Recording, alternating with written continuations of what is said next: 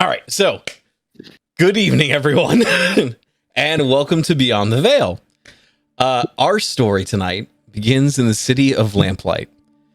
One of the largest port cities in the Edamore Empire, Lamplight is known as a city of industry, academia, culture, and perhaps most importantly, possibilities.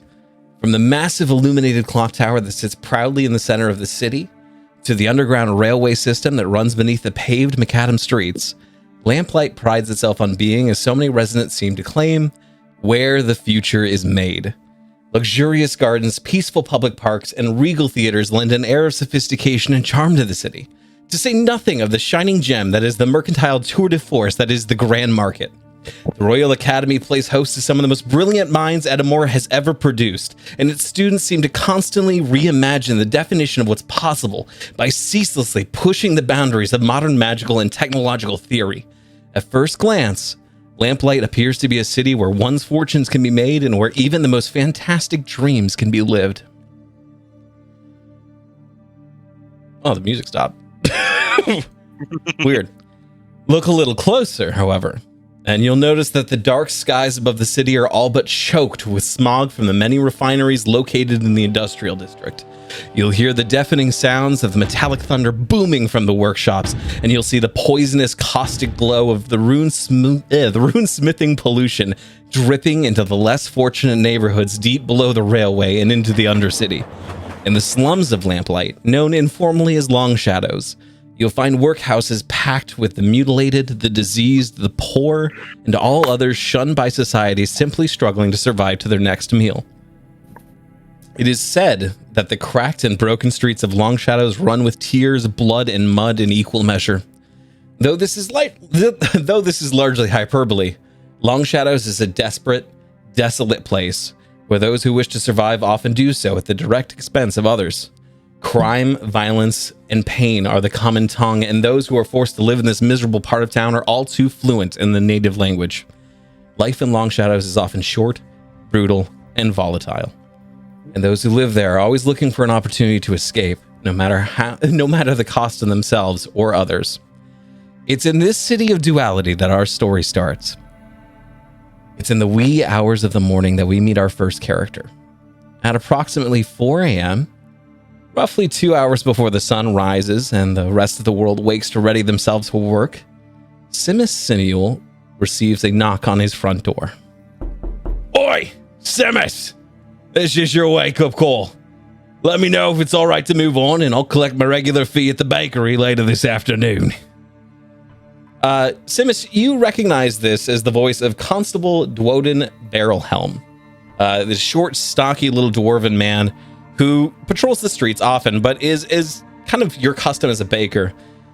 You are up well before the mass populace. You have to get everything set and ready at your shop before people come in for their morning food, before they come in for their coffee, before people kind of get their days started. So you wake up at about 4 a.m., which is 2 hours before everyone else does. You find yourself at this moment in your bedroom. You're currently lying in your gigantic bed, roughly the size of an Alaskan king, so there's enough for like 3 people in there. Under your very comfortable feather duvet, the warmth of your double-sided fireplace heating both your bedroom and the living room. A soft purring can be felt on your chest, as you can see your cat Fat Chungus wheezing softly on top of your duvet in a delicate slumber. You can smell from the living room is the familiar scent of your favorite coffee, as though someone had made a fresh pot just before you woke up. What do you do? How do you start your day, Simus? And could you also describe your character for the rest of us? Simuel Summers is a relatively handsome lad with brown hair and green eyes. He looks a lot like my Minnie. Helpful. Insert mini. Hey, Steve, when you're putting this up later, could you just like flash a clip art? Don't do that. Flash a clip art in the center. No, that's actually really helpful because they do have a little center port right here for anything that's going on. Screenshot? Yeah, I'll put up a little. No, I'll just take your mini. You I'll can just put do it later. Yeah, it's in post. Okay. Post. Cool. We'll do it live. this is what he looks like. Ta-da! Okay. There you go. So I pet Fat Chungus, Okay. and then I set him off to the side. You just hear You that can breathe one- with Fat Chungus on you?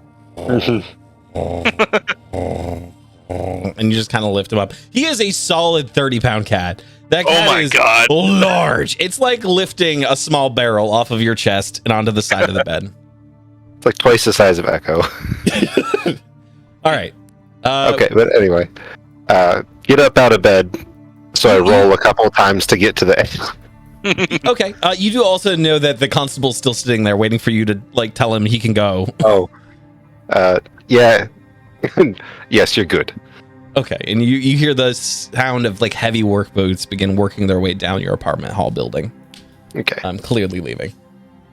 All right. I get my cup of coffee. Okay. And then I walk out to my bedroom balcony. Okay. You notice the sun has not yet risen on the city. At this point, you see these like hewn streets that are like half cobblestone, half macadam at this point, with these gas lamps that kind of flicker across the street. They don't provide a lot of light, but they provide enough that you're like, you can see the general populace kind of starting to get across their day. It's a little cold out. You can see your breath kind of catch in the morning air. And you know, above all else in the city is that giant illuminated clock tower that perpetually, because of the runes carved in it, the faces of the clock tower constantly shimmers in this pinkish bluish haze of like a perpetual sunset. Pretty. Is there anything else you're doing or looking at while you're out there? Just looking to see what kind of day it's going to be. You can tell, all things considered, from your perspective, today is one of the few sunny days in lamplight, and one of those ones where you can tell already just by the way of the cloud cover, it's going to be clear out, and this is not a normal occurrence. Barring the smog from the industrial district, today is going to be beautiful, bright, and clean. Cool. So I look behind me with coffee in hand, and I say, "Look at that, Fat Chungus. It's going to be a beautiful day. I think everything's looking up. You just Let's get ready, buddy." You get an enthusiastic as he kind of stretches and then works his way over to you. You do know you don't have too much time left, knowing that you get up so brutally early to get to work as fast as you can. You still have to shower. You still have to get your clothes ready. Is there anything else you want to do before you move on to those? That's the wrong song. Oh no, the action song's that. PTSD kicked in. What type of shower is this? Roll for initiative. He like slightly burned his finger on like the coffee cup or something. And he just Is there anything else you wanted to do, Simeon? No, just besides maybe fill up the fireplace. You notice the You ready? fireplace is filled for you. You notice this fireplace has been filled for you. You notice the coffee has been made for you. Did they wash my balls for me too? Not yet. Oh. You do notice as you begin working your way to the bathroom, you've kind of set your clothes out for the day. You've gotten everything ready. You move into your bathroom and you start, essentially you've already turned on the magic thunderstorm that is in your bathroom, and the rain begins pouring down into the shower.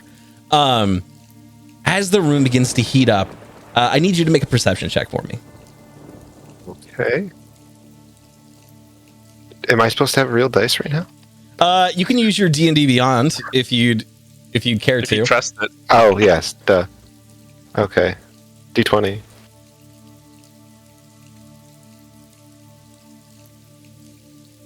$15, but I didn't add my perception. It's been a while. Yeah, remember if you click on perception, it actually rolls for you. 15 plus 3. Oh fuck. 18. Okay. Well, damn, dude.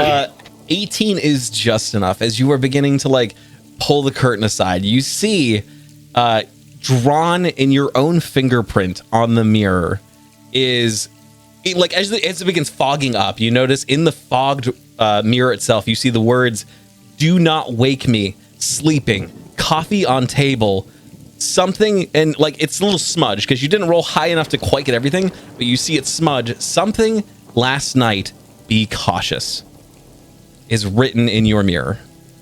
Oh my. You have an idea what might have done this. Okay. But you also get the feeling that it is, as it seems to have mentioned in the mirror, sleeping. And it seems to be requesting some quiet, which is unusual. You get the idea that, like, very rarely does the thing need sleep. Often it's more like of a passenger. In this instance, it's asking for quiet from peace. It's strange. Okay. Oh. Okay. Like a ton of bricks, huh? I'm slow. Hey, you know you wrote this character, right? Yeah. Okay. Perfect. Okay. That's wild. Glad I could write that for you, pal. Thanks. So I presume you just get dressed then. You take your shower. You get kind of all cleaned up, get ready for the day. Mm-hmm. Okay. Luckily, Simis Suites is not far from where you live. You live in one of the better neighborhoods in Lamplight, and you know that Simis Suites is on the outskirts of the Grand Market. You're wealthy, and you do well enough that like you can kind of have your own storefront, but you're not wealthy enough to have one in the Grand Market. The Grand Market is really where the city's elites kind of powwow together. In your case, you're one of the more average storefront areas in the city itself. So you're not too far from it. You're not too far from where you work. You're not too far from where you live. It's about a 30-minute walk. Okay. As you begin settling out in the morning, is there anything else you prepare for the day? Is there anything else you take with you? Is there anything else you need? Is there anything else you can think of that you will be bringing with you this morning? Probably just my normal stuff. Okay. Which is... I always like to be prepared, so I bring at least a singular weapon with me, just in case. Which is a small sickle. Okay. And...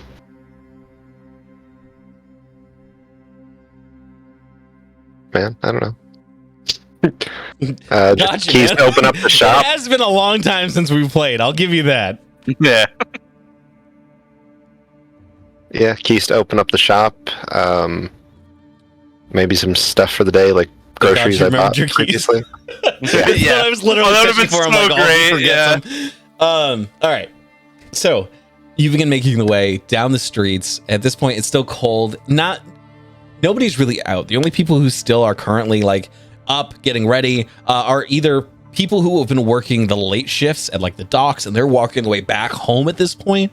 But you also see a bunch of newsies running around, essentially getting all of the papers ready for the day, getting ready to kind of start calling at the street corners as those throngs of people begin making their way to the workhouses, etc.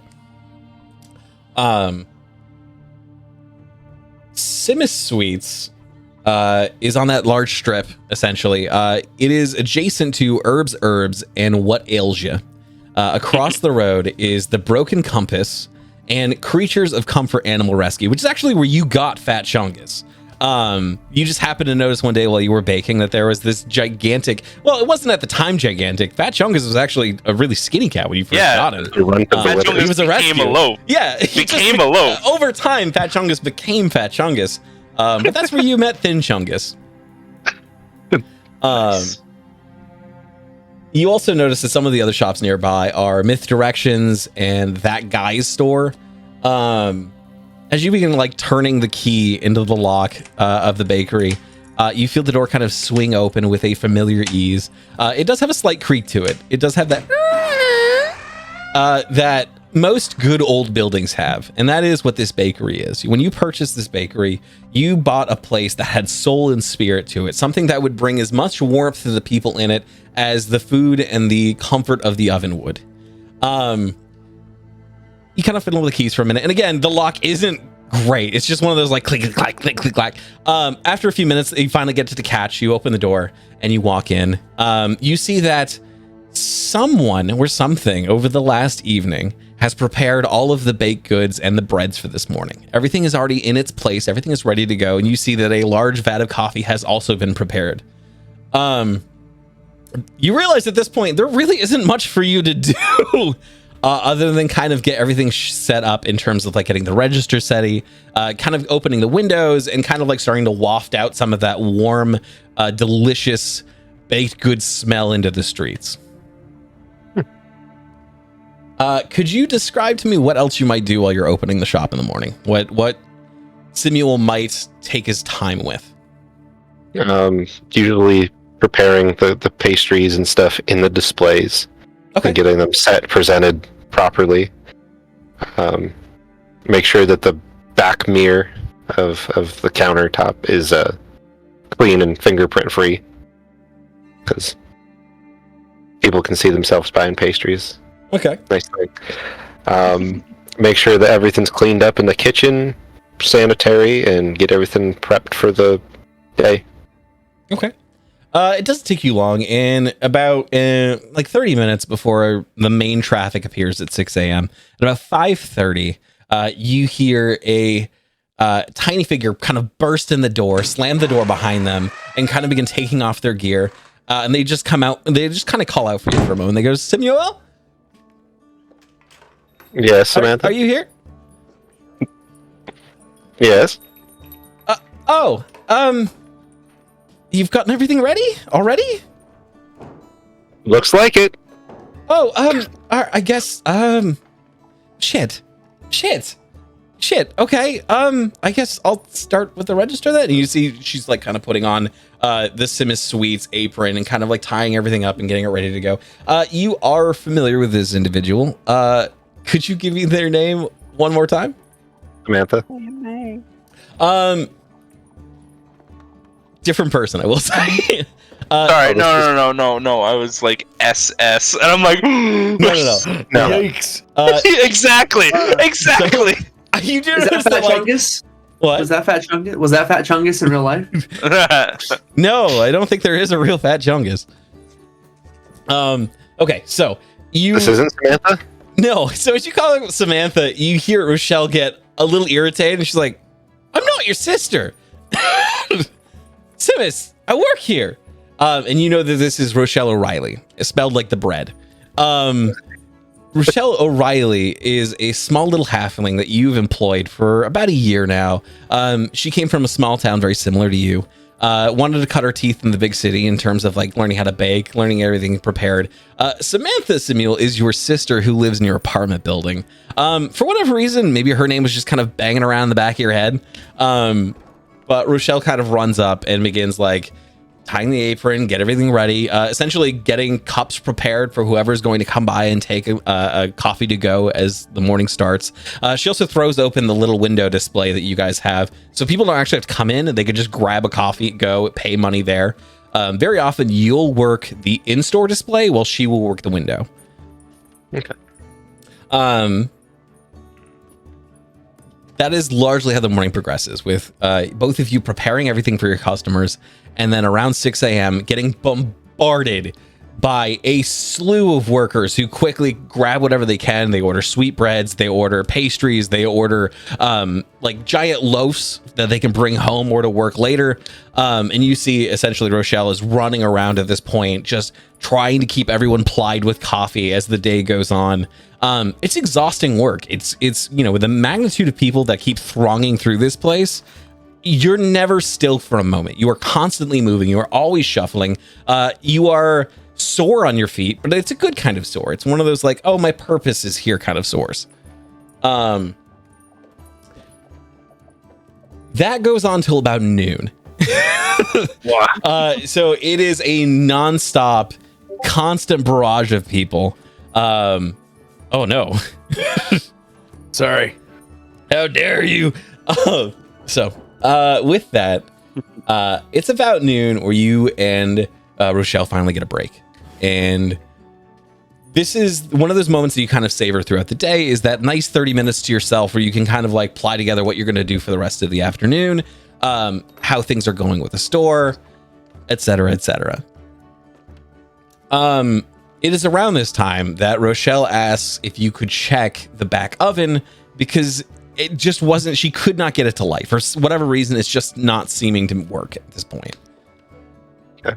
We've had issues with this one in the past. I'll go take a look. Okay. Make an investigation check for me. And also, what's your passive perception? My passive 13. Ooh, okay. And then make an investigation check for me. Investigation. 16. Well, damn. Okay. 16 is enough. So you don't notice this at first. You don't just casually walk in and be like, hey, wait a second. It's after a bit of tinkering, you realize it's not the oven you thought was having a problem. It's the brand new one. It's the one you just got. Not just that, as you're kind of looking around and trying to figure out what's going on, you see the outline of a black hand, like a black fingerprint, kind of pressed against the side of the oven. You don't know if that has any correlation. You just happen to note it while you're looking around. Okay.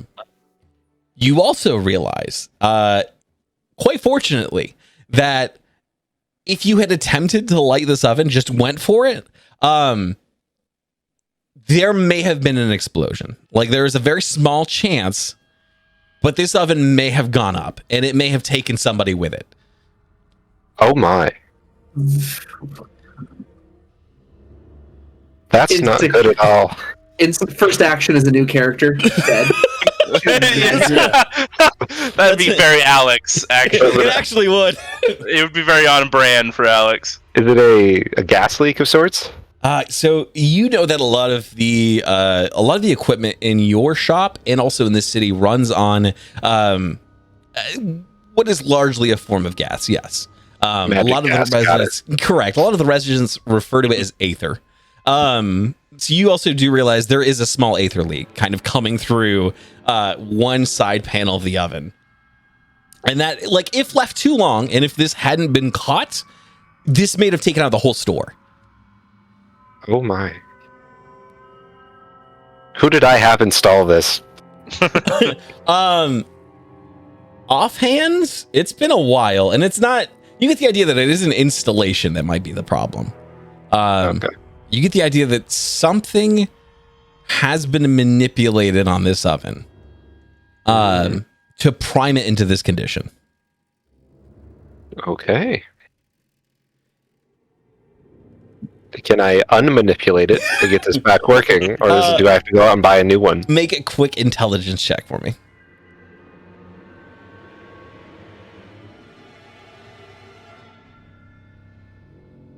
Oh, intelligence. There we go. Ha! A crit. Did you really? I fucking crit. He did. Yeah, Okay. he did. All right. With a crit, you realize this oven is fucked. Like, not just in a way that would, like, catastrophically cause this to have failure if you used it again. You also get the idea that this, whatever was done to this oven, was meticulous, was planned, and was thought out. It looks, for all intents and purposes, to be an accident waiting to happen. But you realize the conditions that needed to happen on this, on a new oven, in this kind of environment, like, someone had to have planned this and planned it well. Okay. You also get that the longer this oven stays in here, the more detrimental it's going to be to your business. Hey, can I shut off the aether line Absolutely. and maybe wheel this out the back? 100%. Because did you see my note about the added back door? I did, yes. Yeah, Okay. It's not too much of an issue. You can pull it out into the back alley. It's not a hard time at all. It does take time, though. It's about 30 minutes to an hour. Okay. Okay. So, Hey, that and being said, I you are now down an let oven, though. Rochelle know that I appreciate her for letting me know, because this could have been a very large error on our part. Why? I tried starting it 3 times this morning. You what? I tried starting it 3 times this morning. I wouldn't ask you unless I really needed the help, Samuel. I'm glad it didn't, my dear.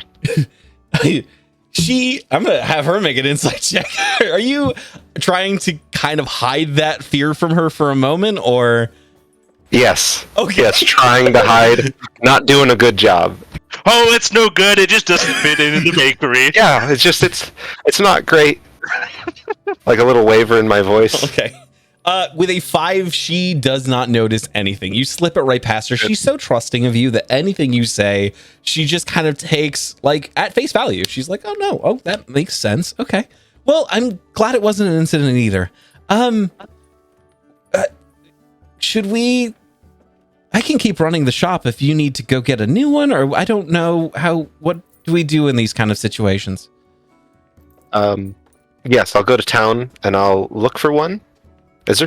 I had 3 employees. Can I call someone else in? Yeah, or is absolutely. that a possibility? Okay. I don't think you mentioned too many of the other employees to me other than, so if you want to give me one of their names and what they look like, I will absolutely include that. Let's see. Hannon. I'm sorry, Hannon? Tannin with a T. Hannon. All right. Yep. All right. Oh, you sure they don't work with I leather? got some of those.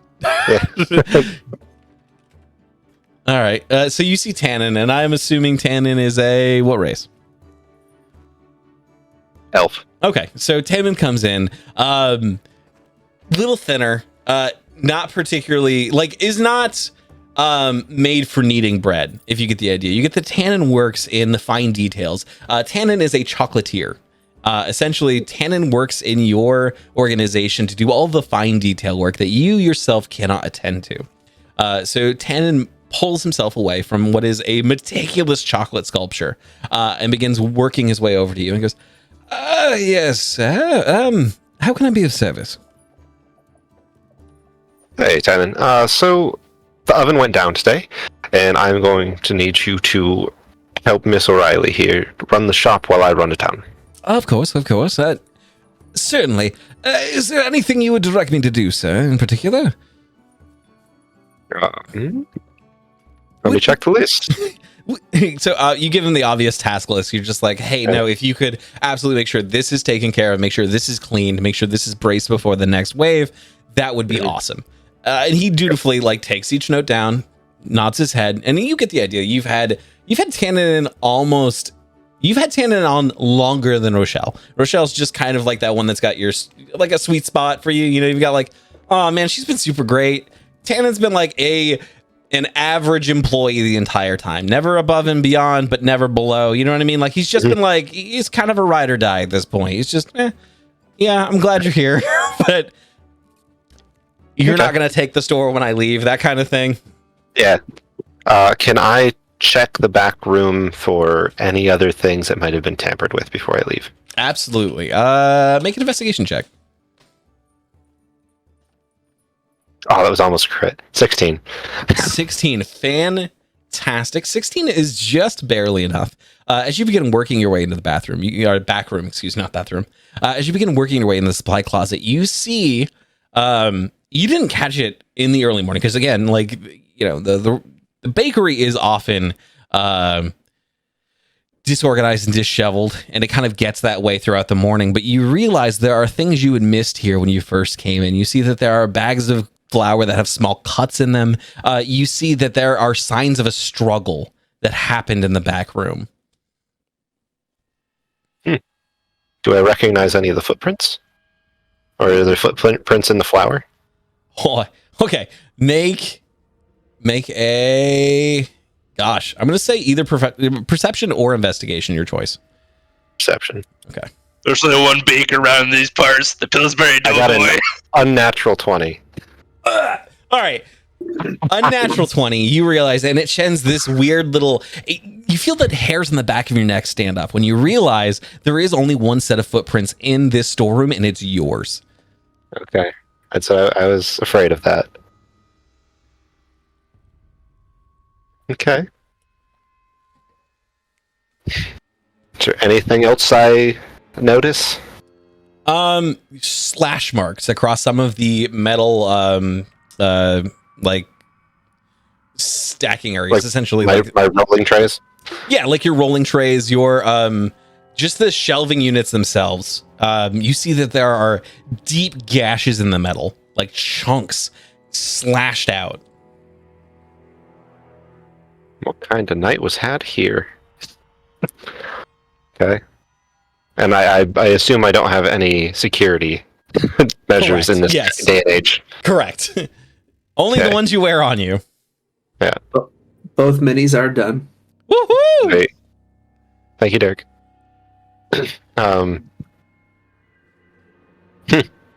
Okay. So no other traps of any sorts that I can tell? No, as you kind of do a quick once over, you realize the only threat to your business was that oven. Everything else seems, while mildly askew and out of place, normal. Like, it just seems like there was definitely a struggle here last night, and for whatever reason, something was tinkered with, and that being the oven. Okay. Got it. I guess I'll make my way to town then. Okay. You get the idea that really one of the only places you're going to be able to purchase an oven, especially this quickly, and for one that you need like by tomorrow installed ASAP, is the Grand Market itself. And that is this gigantic area of commerce where you can find everything from anywhere in the Edamore Empire. There it is, streets upon streets upon streets of vendors, both in like carts, in like wagons, in full on like tarp stands, right down to actual building structures that exist in the market itself. The Grand Market is gigantic, and it is always busy. It is constantly bustling and thrustling. There's no point, even in the pitchest of night, is it not filled with people. It is always busy in the Grand Market. It takes you some time to get there, and you have your choices of getting to the Grand Market. You can either take a cart, you could take the underground rail, or stop it. that picks up the recording, sir. Or you can take you can take horse and buggy, you can take automobile, your choice. Hey. Note that like some of them will cost more than others, but some of them will just get you there faster. I will say too, it's taken you some time to try and get everything together. Essentially, it's like, okay, well, the store's fine. By the time you're actually leaving, I'm sorry. By the time you're actually leaving, it's going to be around 4 p.m. The oven's a mimic. That's completely involuntary. I'm sorry. Listen, it's fine. That'll come up later. That's a special song for times later. So when I purchase the oven, I don't have to carry it back, right? So Like, I don't have to have the means. ideally, you will hire someone there to bring it back and install it for you. This price bitch is better delivered. Yeah. So probably horse and carriage just to get me there. Okay, I want my oven hot and ready. sounds good. You managed to hail it down pretty quickly. This large Orcus stagecoach just kind of pulls up and goes, "All right, where to? City market, please. Happen. It'll be pence." Also, I will like to note, there is a different system of currency here. Oh, you son of a bitch. I was going to ask you how much money I had. So, I will send you the exact corresponding list for the time being. Okay. Just know that a pence is the cheapest form of currency. It's like a copper. All right. You'll probably end up paying in full, like, you'll probably end up paying pounds for your oven. It's not cheap. It's going to be expensive. That is the equivalent of gold. A pound is a gold. A pence is a copper, et cetera, et cetera. And I also mentioned, like, could I get some kind of deal for turning in the other one, the defective one? Wait, you're going to turn in the bomb? Oh, they might be able to scrap it for other parts. If you want to take it with you to the Grand Market, Without you can. triggering it. Well, I mean, like, when they're coming to drop off the other one, they would normally have means to pick up another one, would they not? You could play it that way as well. It's entirely... Note that you are just leaving this in a back alley. If you had, like, kept it in your shop, odds are it would still be there when you returned. Keeping it in the back alley is a good way to not have an oven anymore, for better or for worse. Okay. Well, if it's there, cool. If it's not, then Fantastic. someone got a bomb in their hands. Somebody else is going to blow Somebody up. else's Not my problem. business. Fantastic. Okay. You know who stole it from the crater? Where'd my Some oven go? competing By the bakery crater? just goes and be like, "Oh fuck yeah!" And they try to steal it. Yeah. Okay. So A it doesn't take property you- just opened up on Main Street, boys. so it's roughly 5 p.m. when you finally arrive at the Grand Market, and you realize like by this point the sun is starting to set. Since it is like later in the winter season, it's still sun sets pretty quickly. Like it's up around like 4 or 5ish, starts setting around the same. As you arrive kind of towards sunset, the shadows kind of creep along for a lot of the buildings, but you also see that, like, again, there are gas lamps illuminating the streets. There are a variety of magic vendors who have their own arcane methods of keeping the Grand Market aglow and awash in color. You see, for lack of a better word, the Grand Market is spectacle itself. There are vendors with like little perpetual fireworks that are constantly going and shooting off sparks. You are awash in a sea of smells as people are cooking and selling a variety of culinary delights, the likes of which even yourself would be hard pressed to manage. It is truly a place of beauty and excitement and fervor. But you're here on business. Like, you've been here before. This is not unusual. I've got things to do. So you make your way onto the far end of the Grand Market itself, and you doesn't make. I will have you. Let's see what I've got. Perception. I was gonna say perception, or like if you want to use a charisma based skill, like Sounds I was gonna say perception, investigation, or sounds like persuasion. bullshit to me. What? Goodness. Oh shit, I'm muted, but you can hear me? That's my fucking microphone. Yeah, you're not muted at we all, can hear you. Slick. Yeah. So Practicing. this is a thing where my webcam takes over from my microphone for some reason. I don't know yeah. why. That's so I'm fucking still, funny. I'm still trying to figure out the voice for my character. That's fine, So, buddy. like, It's okay. I Go appreciate you into doing the your work on it. settings, Go into your Windows settings and manually deactivate your webcam microphone from ever operating ever again. do that? I'll try that. Yeah. Yep. Okay. So I rolled perception and I got a 14. A 14, it's not your quickest scrounge. Like, you find a lot of places that might have what you're looking for, but again, a lot of them are like, they're not really a good fit for your bakery. They're either a style that you're not familiar with using, or they're just like the shape is wrong, or like for whatever reason, it just doesn't seem to fit. You do finally stumble on one that might be a decent replacement for the time being. It's not ideal. It's not what you had hoped when you originally purchased this one, but it's, you know, it's satisfactory. I'll have you make a persuasion check to see what you end up having to pay for it. Okay. 18. Holy shit! All right, This guy. with an 18, the vendor is familiar with your work and is just like, wait, Samuel? Sim Sweets, I have been... Call me a fan. I have been going to your shop once a week for the missus for about 2 years now. Frankly, it would be my honor to give you as much of a discount as I possibly can. And you know what? I'm just giving this out the door. He offers to sell you a full oven for roughly 100 pounds, which is not bad. You were expecting to pay about 250. This man gave you a steep discount. All right.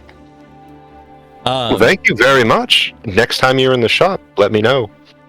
I certainly will, That's sir. you on me. Certainly, not a problem. I appreciate. Thank you. He shakes your hand. A deal is struck, and you see, as you kind of work things out, you sign a piece of paper essentially saying, "Yeah, this is to be delivered between these hours." Do you give them a time frame? When are you looking to have this dropped off? Preferably in like that. I assume their shift is like done for the day, and it'd have to be like sometime tomorrow. No, they could do it overnight as long as someone's there to receive it. Okay, I don't know what I will be doing at that time because of events that may pan out. All right, well, your character doesn't know that. I will say that. So, Okay. what would your character anticipate? the plan being? Typically, probably have someone else just go and do it, oversee it. But with recent events, I would probably check over it myself as well. Okay. So, what time are you having the delivery scheduled for, and when? As soon as he can. Well, they can drive it now. They could start getting. They could go over there right now and get it installed if that's what you want to do. Oh yeah, then that. Okay. If he's free and available, absolutely. All right. So you see him give like a curt little whistle, and you see these tiny goblin figures in little suit coats, flat hats, begin running out. And they go, "All right, shall we? Where are we bringing it?" Does Simuel Sweets? Okay. You see, Summer Sweets. Summer Sweets. Oh, he's forgetting it. All right. So they all shake your hand. They get general directions, and you see all three of them begin to load your oven into a cart that is far larger than themselves and begin sprinting as hard as they can down the street. They go, "All right, lads," and they whistle, and then they go. You just hear a little steam engine go boop, as they begin charging down the street. Holy shit! Okay. You see the guy go, "Oh, they're my finest workers. You just can't get better than goblins. They don't ask for much. You pay a minimum, and they'll do whatever you need them to do." Wow. Yeah, that sounds like a hell of a deal. He just kind of nods in agreement. He goes, "Well, I look forward to being in your shop sooner or later." Hey, look forward to seeing you. Have a wonderful day, sir, and thank you so much. And I shake his hand. He shakes your hand as well. You kind of begin to leave the market, and you see at this point the constable kind of wave you over. He's got he has. When you shook his hand, did you shake his left hand or did you shake his alt right? Fucked up. Oh, one other thing. While I'm at the going through the shops and stuff, could I make note of any exquisite pastries that I might be able to put my own twist on and sell in my own store? Let's see. ID theft. Interesting start to a campaign. What? Swear to God, if you make Oreos, I'm gonna be upset with you. He's just like waxing rapidly. All right. They're called Stimule Stuffers, Jake. Make a quick. Let's do investigation then. Let's follow under investigation. Okay. Can I get a Simule stuffer with double Simule? There's my low score. 8. 8. No, they're like as you're kind of walking through. Either they're too complex and you're like, I don't fucking get it. I don't how like Without buying it and breaking it down. Exactly. Not just that, but also realizing like, should you buy it? This is worth more than the oven. Like the sweets they are producing cost more than your own oven did. Holy cocks. Yeah. This is you get the idea that the Grand Market is for the wealthy. It is not a place for the poor and impoverished. This is a place where people with money come to have fun. This is where spare change gets thrown for the elites. In your case, you only make your way down here for specialty services that you need to keep your business afloat. That is the only time you come here. That's the only reason you would show up here. It is not a normal occurrence. Long-time goal, how much would it be to set up a small shop?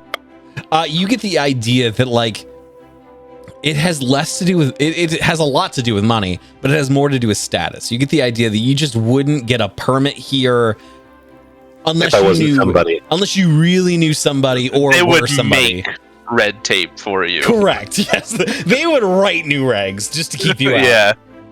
Yeah. Hey, good to know.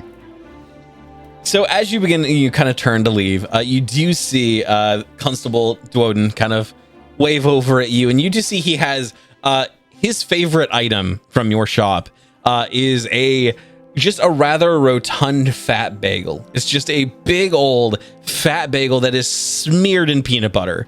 And he is like Chungus. Chungus. Yeah, he names it after his cat. You named it the Chungus? Yeah. Oh my god. Absolutely. So you see him bagel. with his favorite item. It's big and full of peanut butter. It is the Chungus. It is big, filled with peanut butter, and it does have like chocolate chips in it as well.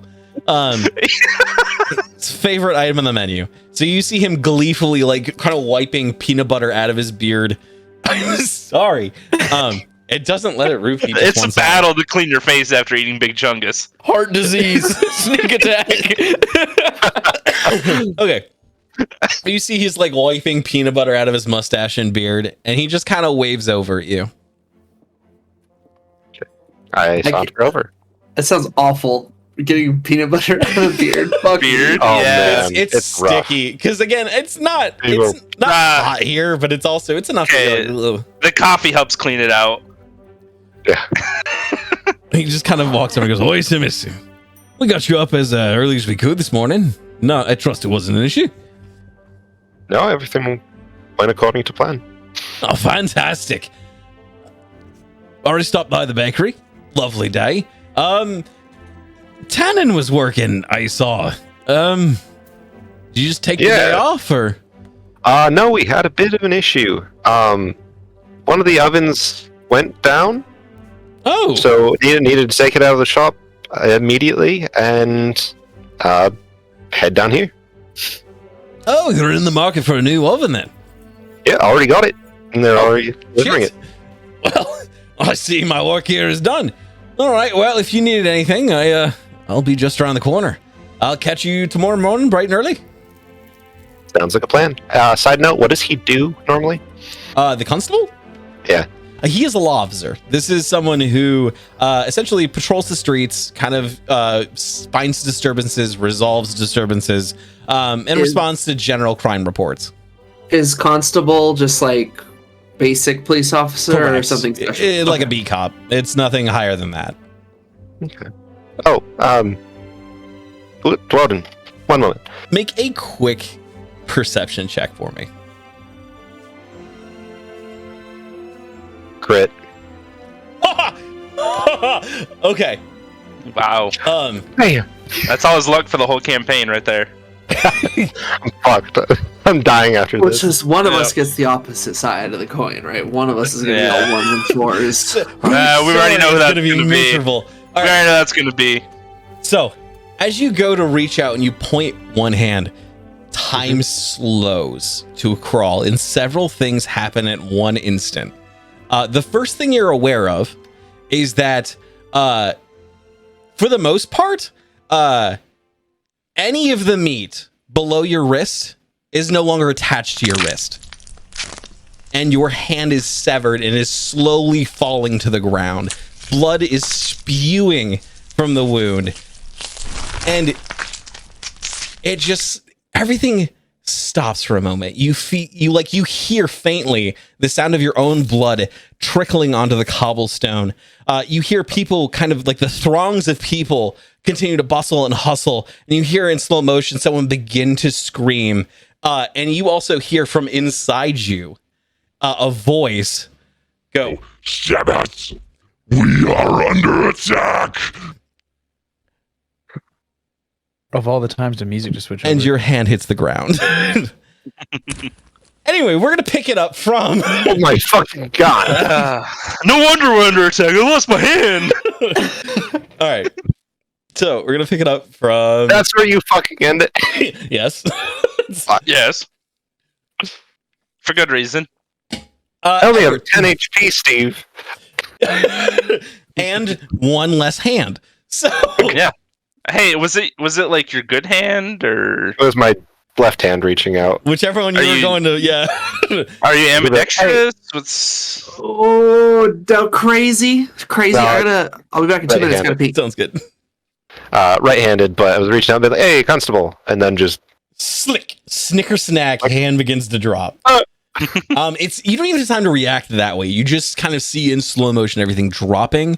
I will say, because you crit on a perception check, you recognize that the person next to the constable does not have a shadow.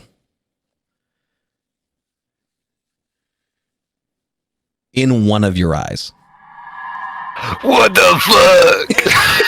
what the fuck, bro? No shit. Okay. Alright.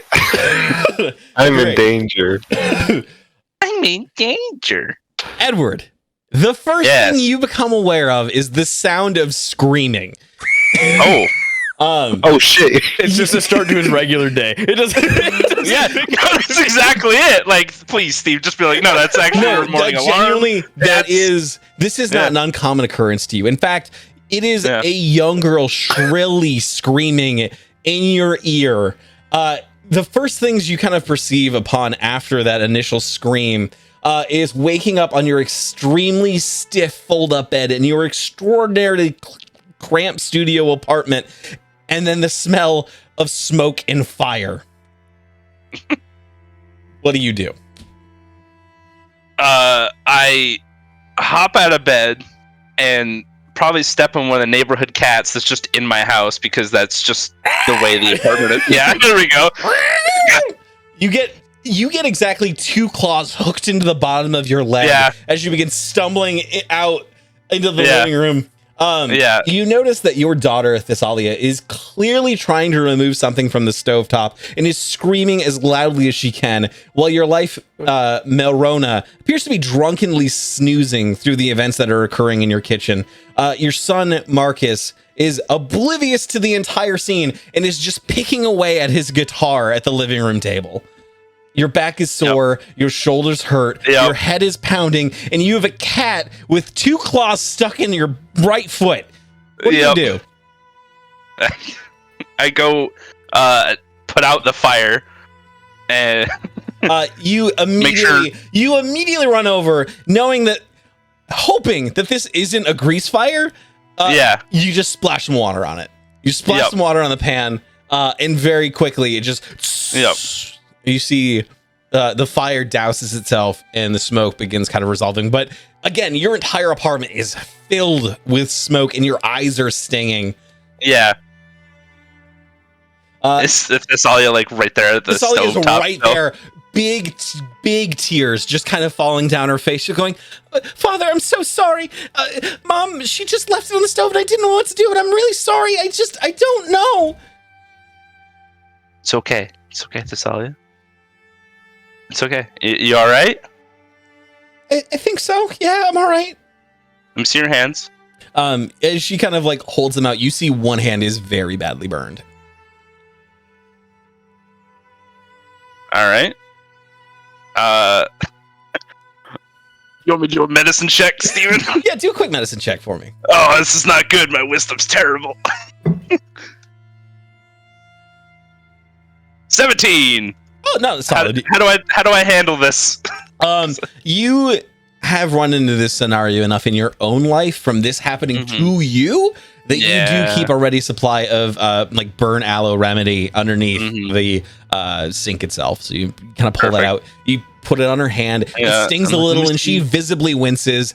And you begin kind of bandaging it up. Whatever windows we have, I'm opening them. Oh, you immediately crack them open.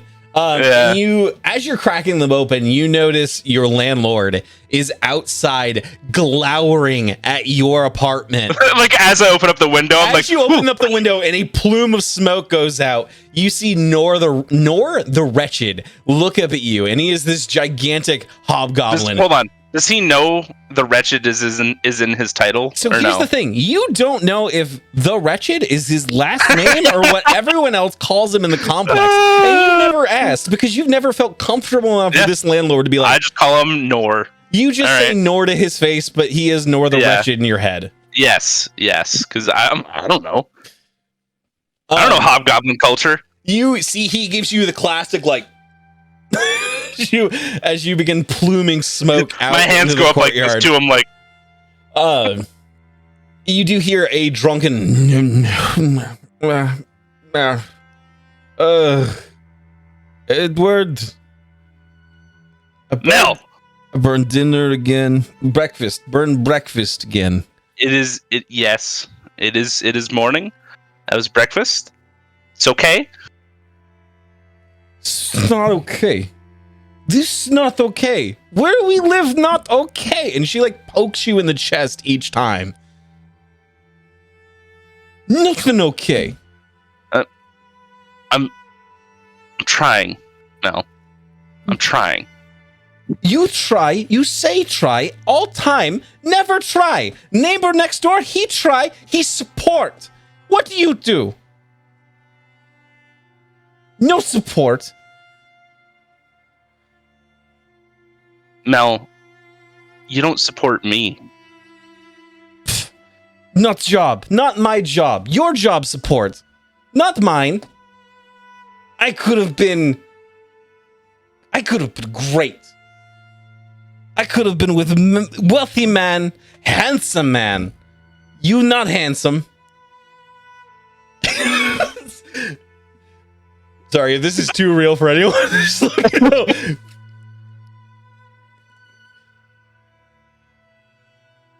Really, Mel? Do you really think that somebody would just take you up like that? Not now, ruined because no. you. No. You see when I'm knocking on the door. What's that? What's that? This is usually when you're knocking on the door. Every time I knock on the door. Oh my god.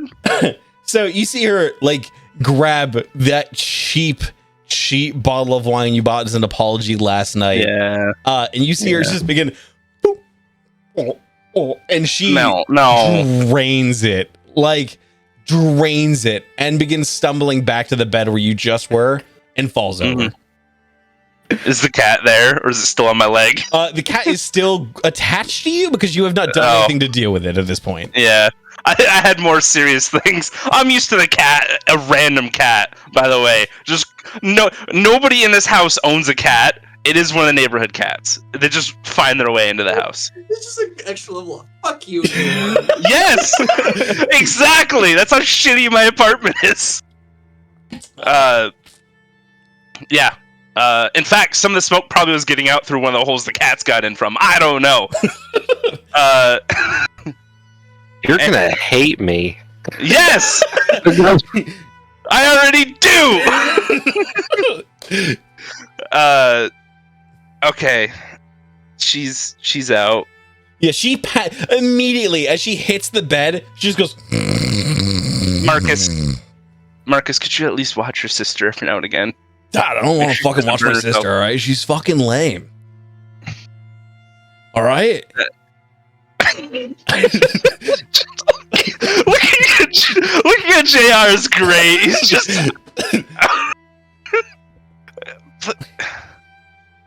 She's still very young. I don't give a shit, Dad. She's whining over a burnt hand. Fucking get over it. God. Okay. What happened when you first started to get calluses?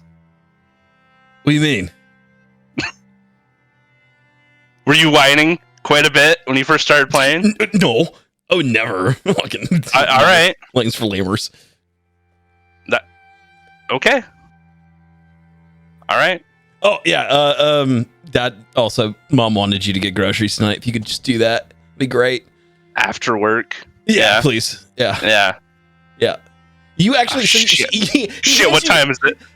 You know that you are 30 minutes late for work at this point. Shit! He also hands you a note that is handwritten. It's largely illegible, but you do note that it does say specifically on the very top of it. Where is it? There we go. So it says task list for Marcus. And he hands it to you. Great. This is my name now. Yeah. What? I thought I gave you that name. Yeah. No, it's your mom gave me that list for you. That's my job is to give you that task list. Yeah. Great. Anyway, good luck. And you see him like immediately head down, just starts focusing on plucking his guitar again. Cool. Your tavern moved. What did? Your tavern. Your magic tavern. Reality is. Yeah. Your green screen moved. Oh my god! No. Yeah, you're talking about yours. No, whatever. It doesn't. I don't care. Shit, it's fine. All right. So, Bro, you're D&D family. I am. Kids. I am throwing on my stuff. I am shooing the cat off my leg. You see the cat just goes. and it begins skittering off out of the door. You see it runs too, because at this point it's freaked out and it hits itself on the door hard enough to knock the door off its one good hinge. And you see the door just kind of swings off to the side. You do at this point too notice as the door is swinging off its side, it kind of swings back to the door frame, and you see a hole in the drywall where the cat certainly came through. Yeah, there we go. Seth? Yes, Father? Keep that hand wrapped with the ointment on it. Of course. Please be careful. Can you bring cake back when you get home tonight? Can we have cake? I'll see how much money we have left over. You see, she gives you. I need you to make. I need you to make an insight check for me. Oh fuck! God damn, my wisdom's terrible. Oh my god, I'm rolling really good though. What'd you roll? 18. Oh, she turns the most baby blue daughter something eyes on you, and it's just like, oh. You know what would help make this burn feel a little bit better? And she's really leaning into it. But you this is rarely do you have insight in these moments into when she's deliberately twisting your heartstrings, but you know she's pulling the move right now. I know she's tougher than that. Yeah. Yeah. We could get cake from the Grand Market? And she looks at you with expectant eyes. We don't really have that in the budget there, sweetie. She intensifies the look. Like the eyes get wider, the lips get a little more supple. I'm late for work or else we won't have any money. Bye. Okay, just think about it. You close the door. I try to close the door. It takes a couple minutes to like get it back into the right place where it'll actually click into the hinge, like the lock itself. Mm-hmm. Outside of your apartment, you notice a large orc. Oh, by the way, I am strapped. I would like to point that out. I've got like 4 knives. I've got like an actual adventuring pack because I'm like, I don't fucking know what's gonna happen. We know where you live. It's cool. You see a large orc, muscle bound. Extremely physically fit, but you also see he has a belt around his waist that is filled with like wrenches and screwdrivers, and you recognize this individual as Zog Borgen, your apartment man. You and Zog have been close friends for a while, for at least as long as you've been a tenant in this building, and Zog just kind of whistles at you and is like, tough morning, huh? Just like every morning, Zog. How about you, buddy? Oh, not so bad. You want to go down to the Devil's Due later tonight? You know it.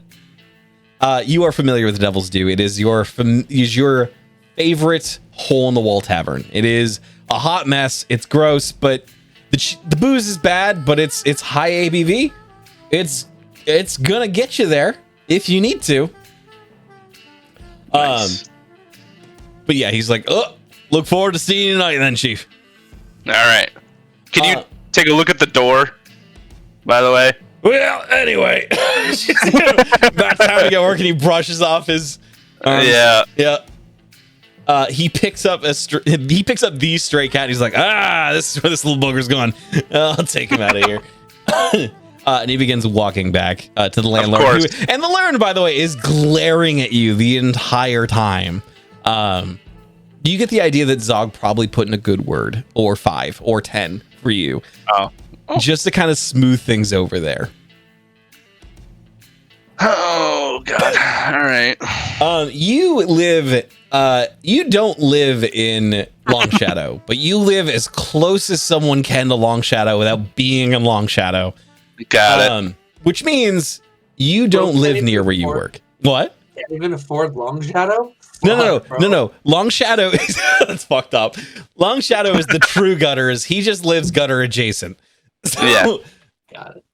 I'm one step away, buddy. Your place of employment is near the Royal Academy. You do not live near work, which means you have to commute long trek using the railway.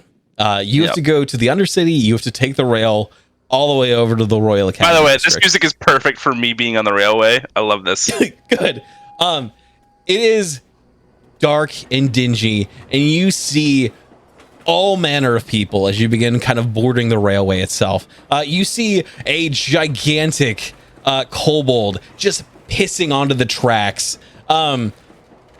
You see several gnomes inhaling some sort of dust as they kind of just sit in the corner going and they chitter as they begin like inhaling this magical powder.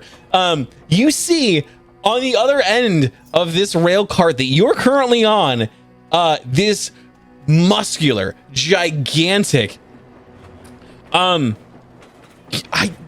you're not sure if it's like a tiefling or if it's like a genuine devil.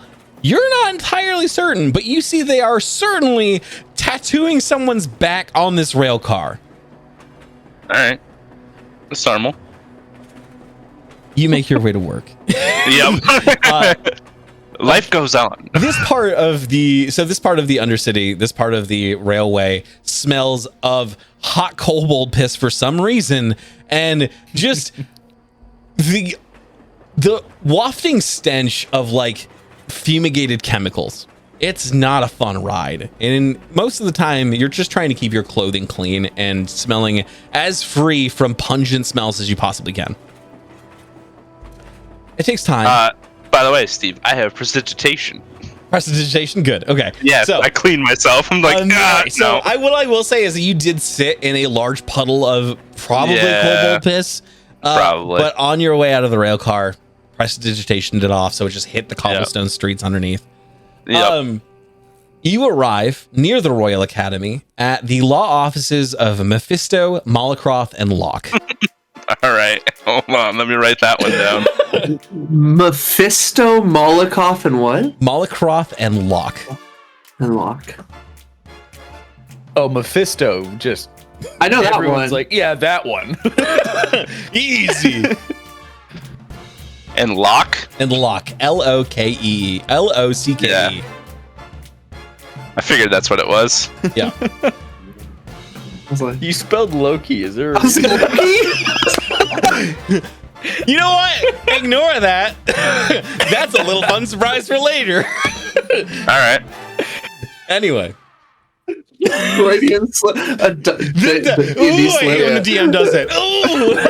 M and L. Anyway, the other names are fun plays too. So, spoiler. Yeah. So the building itself is regal, large, and imposing, with these giant white marble pillars framing the outside of the structure. The offices are pristinely maintained and efficiently staffed, with a variety of personnel running around constantly like the stock market is on fire, trying to ensure that they've made as many deals and as many bargains as they can before day closes. The sound of ethereal relays ringing and being answered in a flurry of haste and eagerness is commonplace. You enter the large building and you see this place is pandemonium. People are running around screaming. They're offering deals and bargains. They're pulling out contracts and they're waiving them. They're constantly trying to get someone to settle for something they shouldn't. This place is pandemonium? Really? Yeah. Yes. Listen, Yes. do you know how much time I spent writing this is these good. I love exact this. words? I love tried. I love that so much. So, while all of this chaos is happening, again, you've kind of inured yourself to the chaos. You're just, this is your day to day. This is your life. This is every waking moment. Yep. And with a lot of practice, you kind of make everything the din around you go quiet. You're able to tune it out. You're able to focus on what really matters. So you walk in and you go to your department, which is where are you at? You go to your department, which is collections. Your job is... I knew I was going to be that one. After looking at that document, I was like, well, that's my job. 100%. Well, a lot of other people are wheeling, dealing, and managing the bargains and doing all of the clause writing. Your job is fulfillment on contracts waged. Essentially, your job is to ensure that those signees who put their name to the paper follow their end of the bargain. And if not, that they pay the specified price. You arrive in your department and you see your manager standing in front of this gigantic framed copy of what you have been told for the millionth time is not that song. So, how do I get rid of this song? Framed copy of a mimic. Your wrist falls off. Your wrist falls off. Fuck you. No, okay. You stand in front of this gigantic frame copy of what you've been told is the Pact Primeval. This is the original, or a copy of. This is a copy of the original pact that Asmodeus had gotten the Divine to sign, allowing devils to make contracts with humans. Masterful writing. In your current position, you can't make out all the intricacies of the fine work involved in this deal. But it sure is purty. But it is a purty contract. It is one of those things where like fine print is hidden in fine print. I imagine that like in the glass case that it's in, it has magnifying glasses on where a bunch of the fine print is, because it's like, look at this. Look at what they can do. Not just magnifying glasses. Magnifying glasses you have to rotate to see the fine print in the fine print. Yeah. You have to look at this contract in 4 different dimensions to see the wording that is hovering just over the contract that the Divine may not have caught. This thing is a work of art.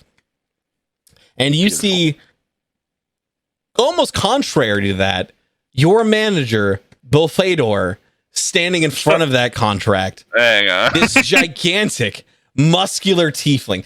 Buttons on his undershirt stretching to keep the clothing covering his gigantic physique, showing his smaller, scrawnier, more diminutive, like 4 foot high son. And his son's 30.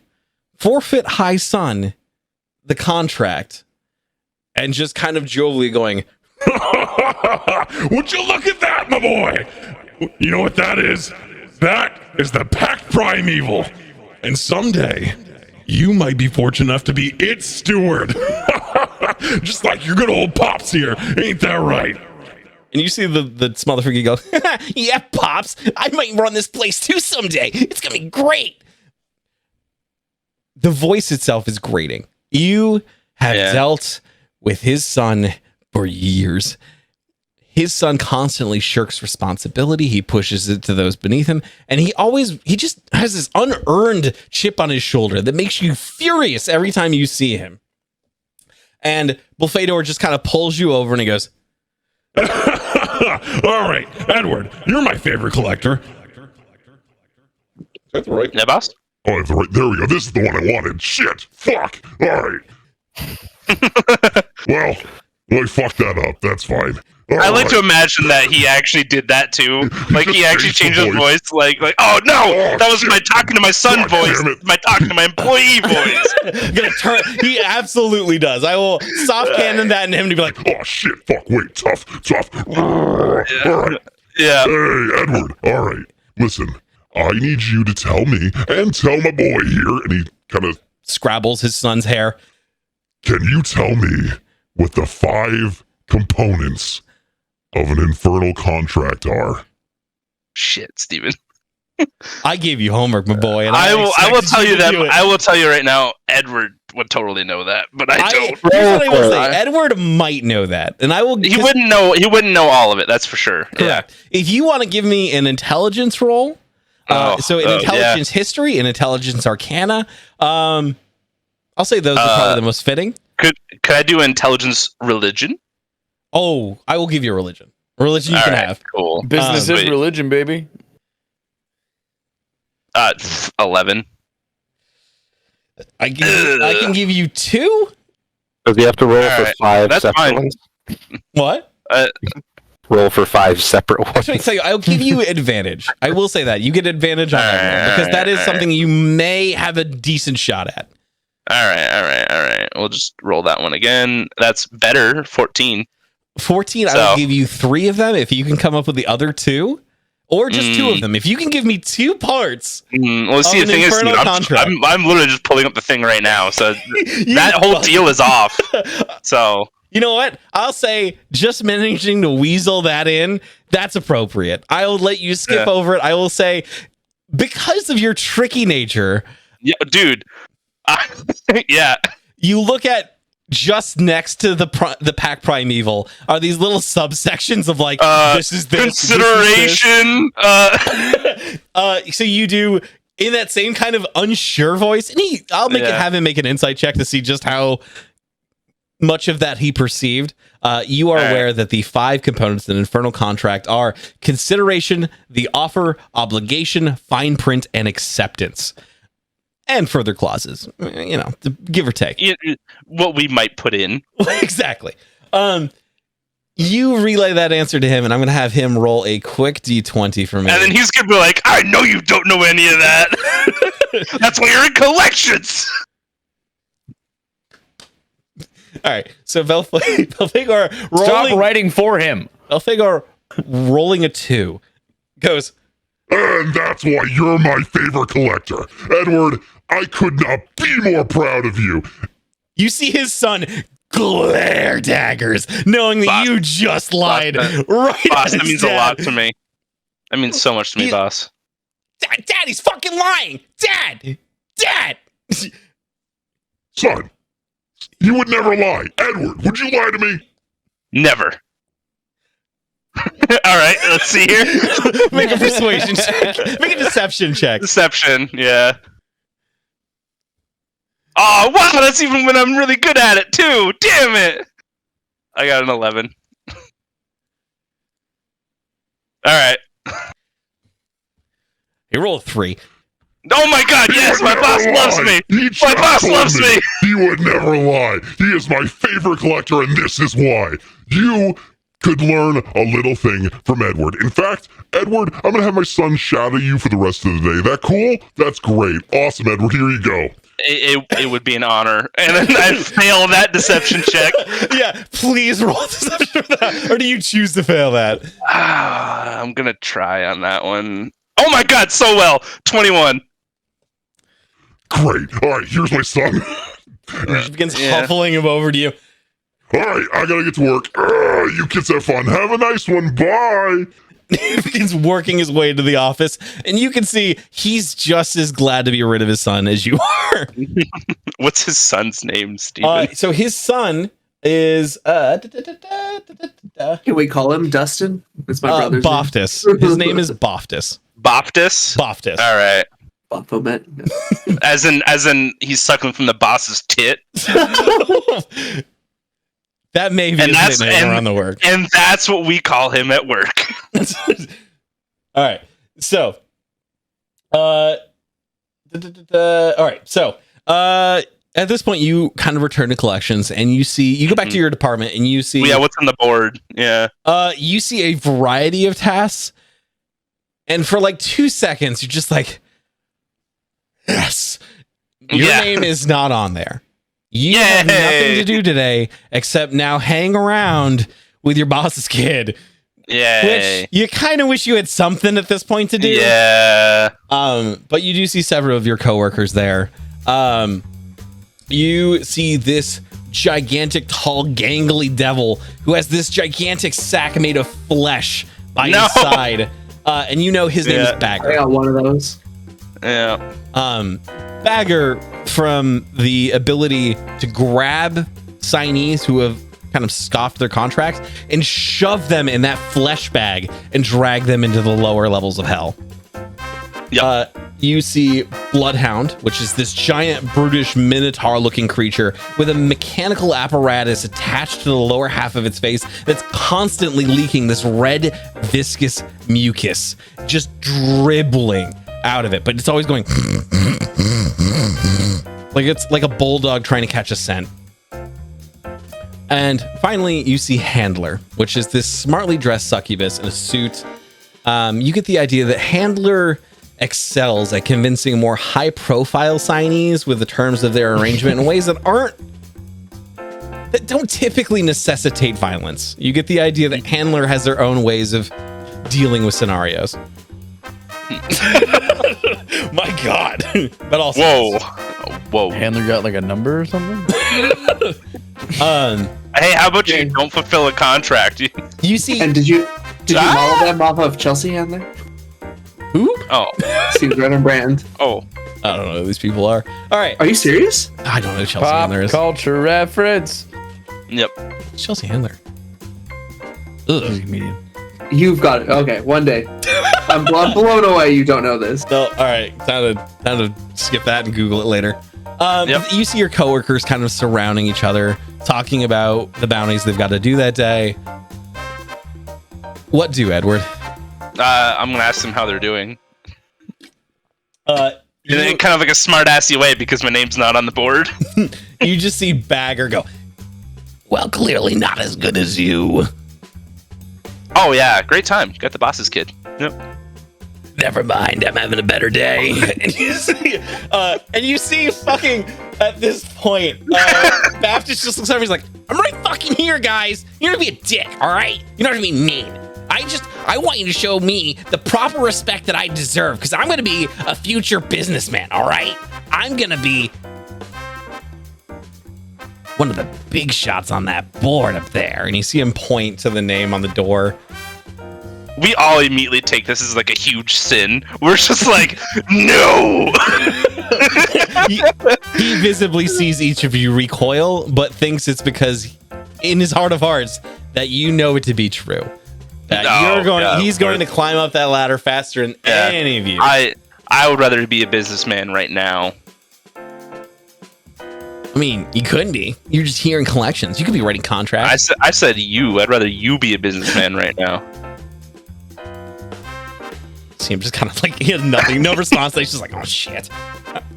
What do you do anyway? What are we doing here? What do we?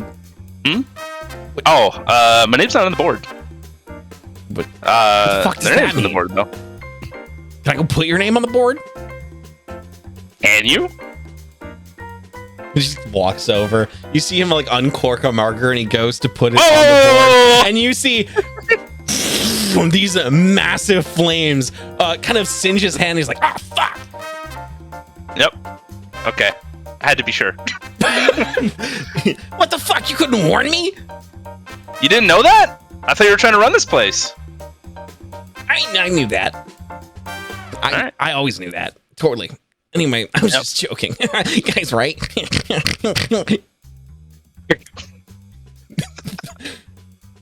What time is it at this point, Steven? The hours go by like days. It is slow. It is miserable. I am just sitting at the desk, just twiddling with pencils. Honestly, just try to keep yourself entertained. While you can see Baptist is just sitting, hitting on Handler for hours. Just hours. Swinging shot after shot after shot after Handler, shot. Pretend to go out on a job, Handler. Pretend to go out on a job, right? You see her just kind of sitting there going, this is better. This is better. All right. Shot after shot after shot. And she's just humoring him. She's messing around with him. You can tell she is just toying with him 6 ways to Sunway. Sunway? Sunway. Sunway, a different location. Yeah, what are the days of the week in this world? But, here's the 10 problem. days, is it? You can see she is manipulating scenarios to get her name off the board.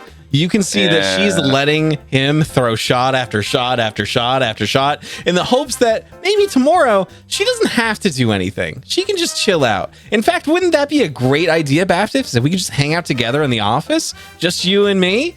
Wouldn't that be nice? You realize your week's about to get very busy. Yeah, I can't control that one. That's So it is hours of this when you hear the steam whistle finally blow and you hear the last of the ethereal immediately shoot up. switches. You hear the last of the ethereal switches finally click off You see the giant glowing sign above the business showing that the market's still open, flip to closed. And that you get the idea that the exchange is no longer open. Business hours are over. You are now free to leave.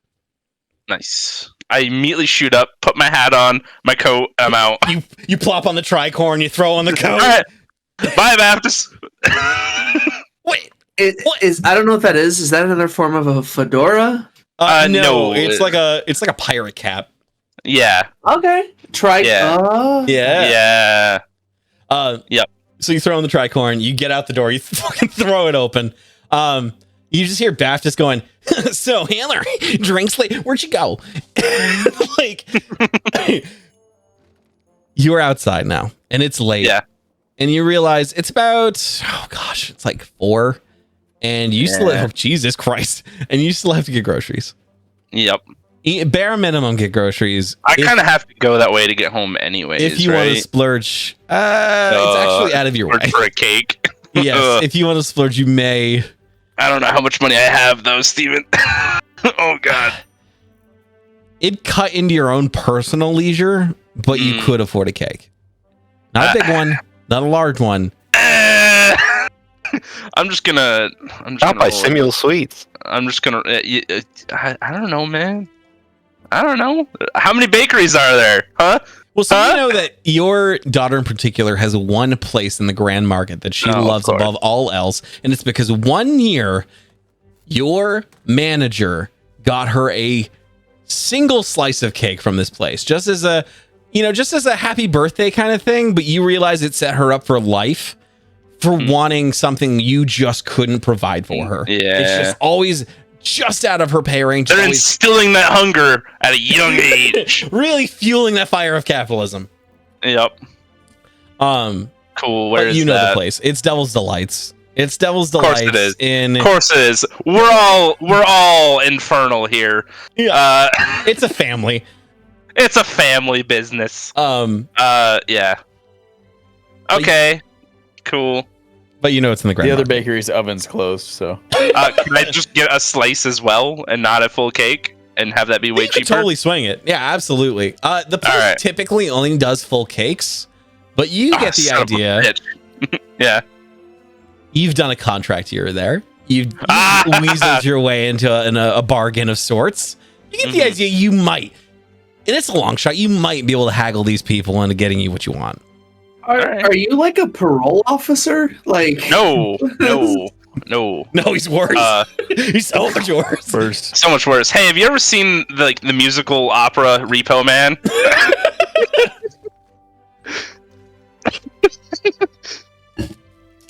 Yeah. Look. A genetic opera. A genetic opera. Thank you. That's what it was. Yep. Yeah. Okay. You arrive at the Grand Market. It's starting to get late. Shadows creep long across the market stalls. You see people are trying to kind of get everything they need for the rest of the night. People are starting...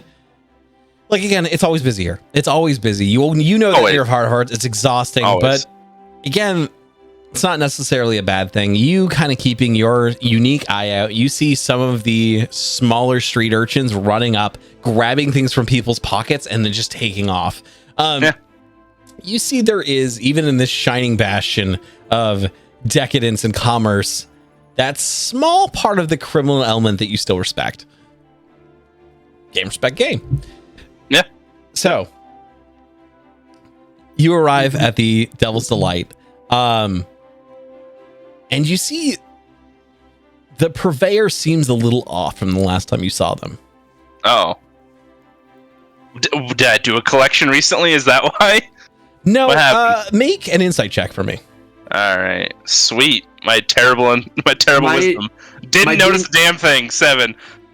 Sorry, what? My D&D notes have never included the word bakery before, and now there's multiple instances in the first hour and a half. What the fuck?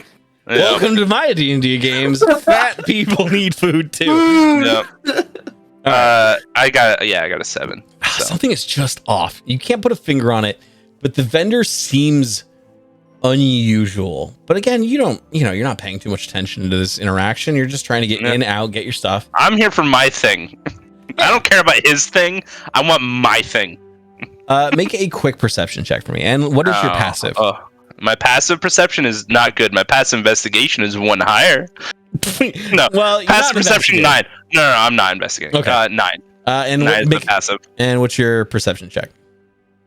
I got a 1. Not a crit miss. I went down 1. I rolled a 2. So you do you go through the whole steps. You haggle out, and you do manage to get this place that normally does full cakes to cut you a slice or two. But again, the vendor's being real fucking weird. They're just being strange. You just want to go home. It's been a long day. You're so fucking tired. You feel it in your bones. Your feet hurt. They're still bleeding where the cat clawed you.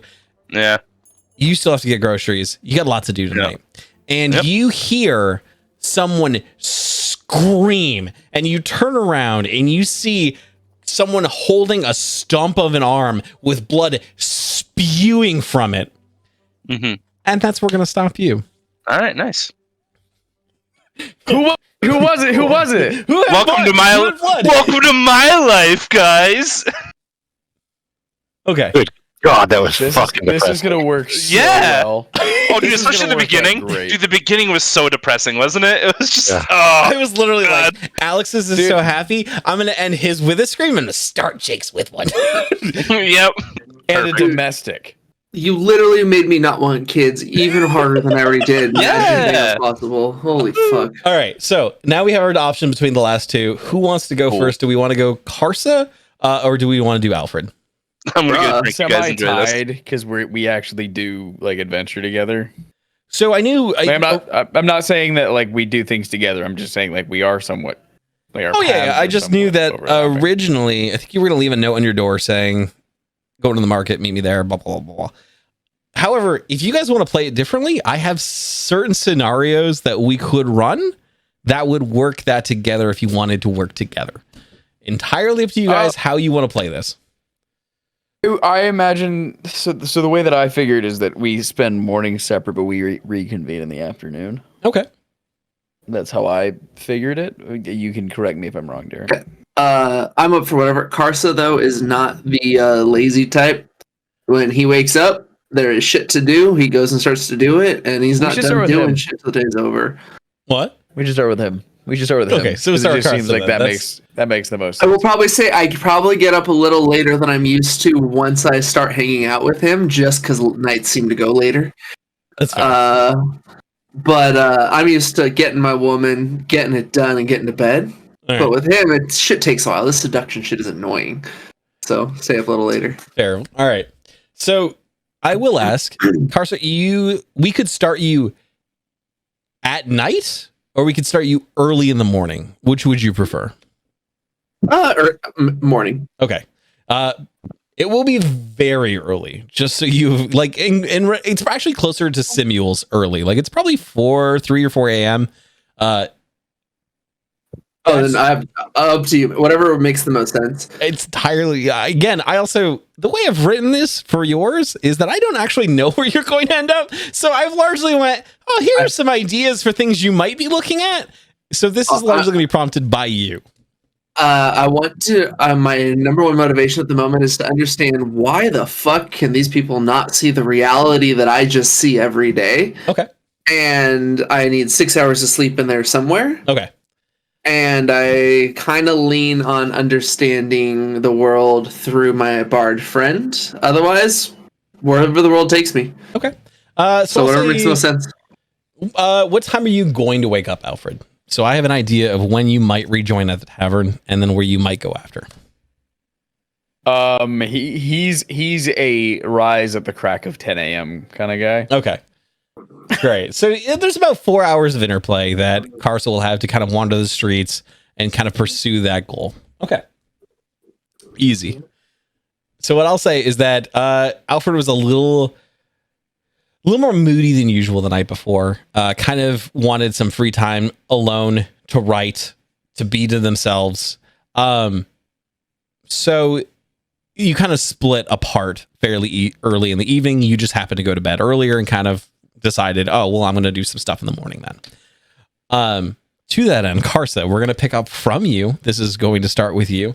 You find yourself in like comfort isn't a word, like in your perspective.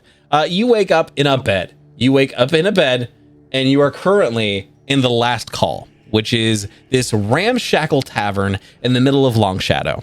This place is dirty. It is vile. These things don't matter to you. But that being said, for any other observer, this place is gnarly. This place is like there's rusted nails coming out of the floorboards and up. You see that the bed itself has been chewed by some sort of creature. It is uncomfortable. It's lumpy. But again, for you, these things are inconsequential. They don't matter. This is they're just life. Yep. So you get up. How does your morning routine start? You tell me. I guess in a city it would be different. I have some gold on me, and I'm looking to get food, and that is pretty much my only need. Okay. I'm not too worried about showering, bathing, changing clothes. I just grab actually, does this city have things like street food? Yes, but not in Long Shadow. And if it's in Long Shadow, you would be very skeptical that it's food. Okay. And this tavern doesn't like serve a breakfast? They do. It's sufficient. It's not Probably not sufficient for me. I want meat. I will probably my excuse to head off into town is looking for good meat food. That's a good call. Like this place, you could probably just play the combat music for him, like just constantly. That's from the minute he wakes up all the way to the minute he starts combat. It's just that in his head anyway. Okay, so I was just saying, if someone wants combat, they're getting combat. Okay. Okay. Wow.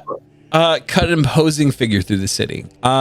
Even at Long Shadow, people who would normally fuck around and find out don't want to find out with you.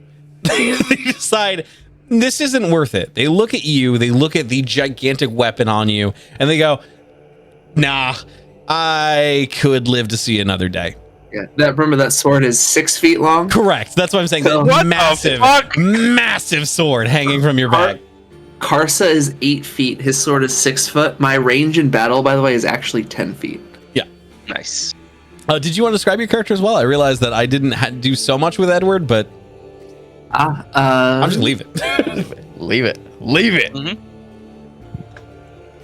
You guys remember maybe 8 feet, 330 pounds, pure muscle, slate gray skin, dark brown eyes. His hair, it's mostly shaved head except for one long ponytail coming off the back.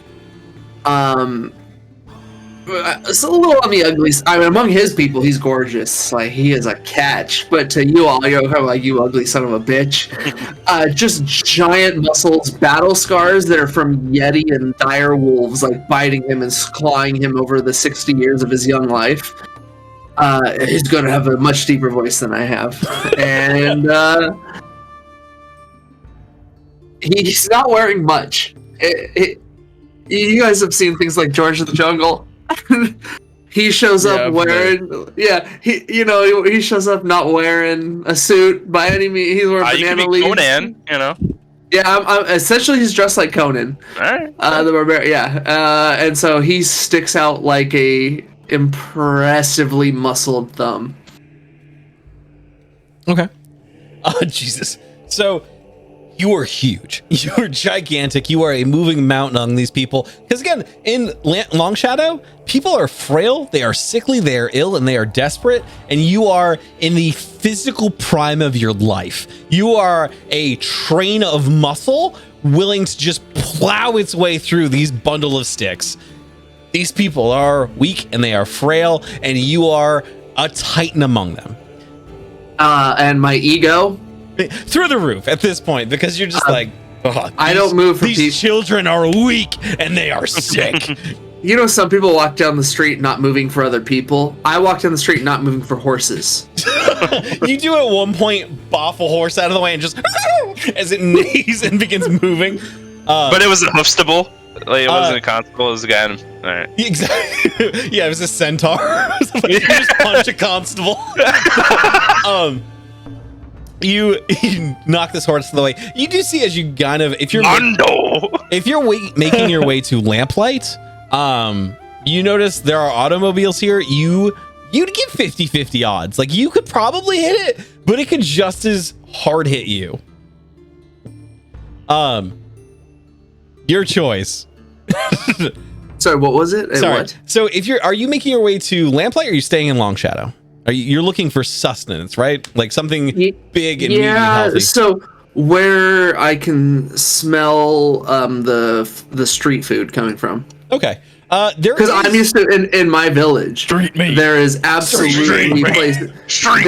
There are a few of the chefs and farmers, like the way some of their wives or daughters make their money in the morning is to have cooked some of their local produce. Yeah. And so I'm looking for that street food, make it cheap, make it good. So closer to Long Shadow, but still further out where you're almost in Lamplight. There is a variety of street vendors who are selling meats that in Lamplight would be considered horrendous, but in Long Shadow would be considered gourmet. You see this perfect vendor who is selling these giant boulette steaks. They're gigantic. They are large, but they're also, again, it's boulette. Like, it's probably a little bit gamey. It's probably, but again, these things don't matter to Karsa. These things are huge, they are meaty, and they are filled with the protein this boy needs to crush. I forgot to tell you guys might remember from last time, Karsa's teeth are filed, all to sharp points. So yes, that's exactly what he wants. And he's gonna eat it. For Matt. He doesn't eat it cooked. He just wants roll for nah. The vendor just goes, if you're interested in the boulette steaks, it's gonna cost you 2 pence. They're the copper-looking ones.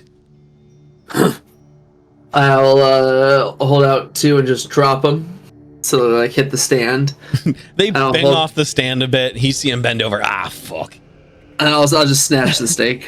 You grab the steak. He was going to offer you like a little holy thing, and you're just like, No, just take it. And just take grab my it. first large bite as I start to walk.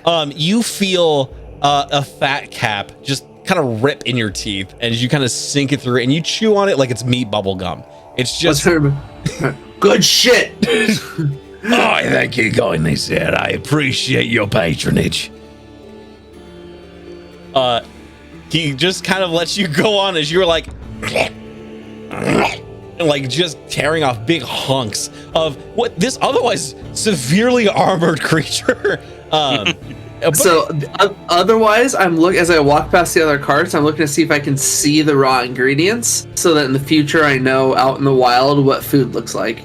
Okay, fair enough. Make a nature check for me. See what the edible ingredients are in the near area. Mm-hmm. Nature check.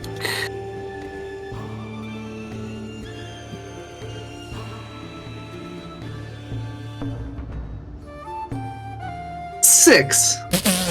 All right. It's already been skinned. It's already been feathered. You can't tell what the fuck that is. Well, so you're looking around. You're like, that looks like meat. That's all it is. He's just like meat, purple meat, green meat. You do get the idea that like Baba juice.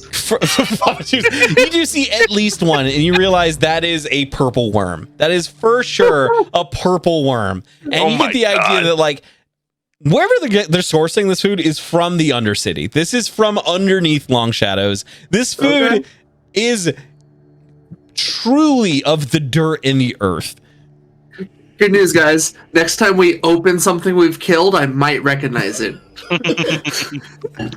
This is good. Especially if it's a worm. This might be the edible worms. But fully satiated at this point, you have a gigantic, it's lightly cooked too. It wasn't like it was seared enough. You know what I mean? Like it wasn't a masterful, it's burnt in some places, but it doesn't really matter. It's a good steak from your perspective, at least. I use what I was looking for last time. I'm gonna see what the fuck. Why can't I just want to otherwise walk the city, just explore. Okay. Looking for part of how do they do their military stuff? How do they train? And what does it look like? How do they make it? Mm-hmm. Also, obviously, food.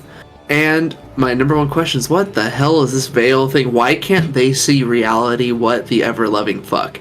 Okay. But for now, my goal today is to mostly observe. Okay.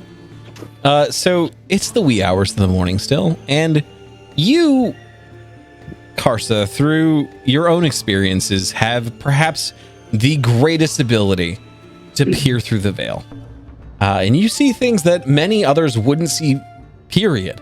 In your case, you see things that the city seems to have forgotten and is ignoring and is not perceptive to.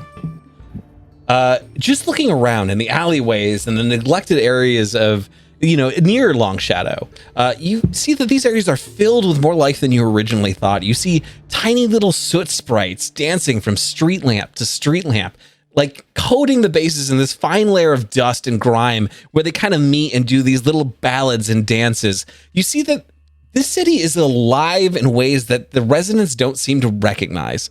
There are spirits here. There are creatures of the other beyond the veil that clearly people are recognizing. You see a little newsie who's like absolutely not paying attention to this gigantic ball of sprites at this point, just dancing and kind of conglomerating around him. He's just trying to like unclip a stack of newspapers, and he just looks up and he goes, "Would you like the news, sir? Can I interest you in a paper?" Oh yeah, and I distinctly reached down to grab for it, but then as I take it, realize, oh, he expects money. But how much? 5 pence, sir.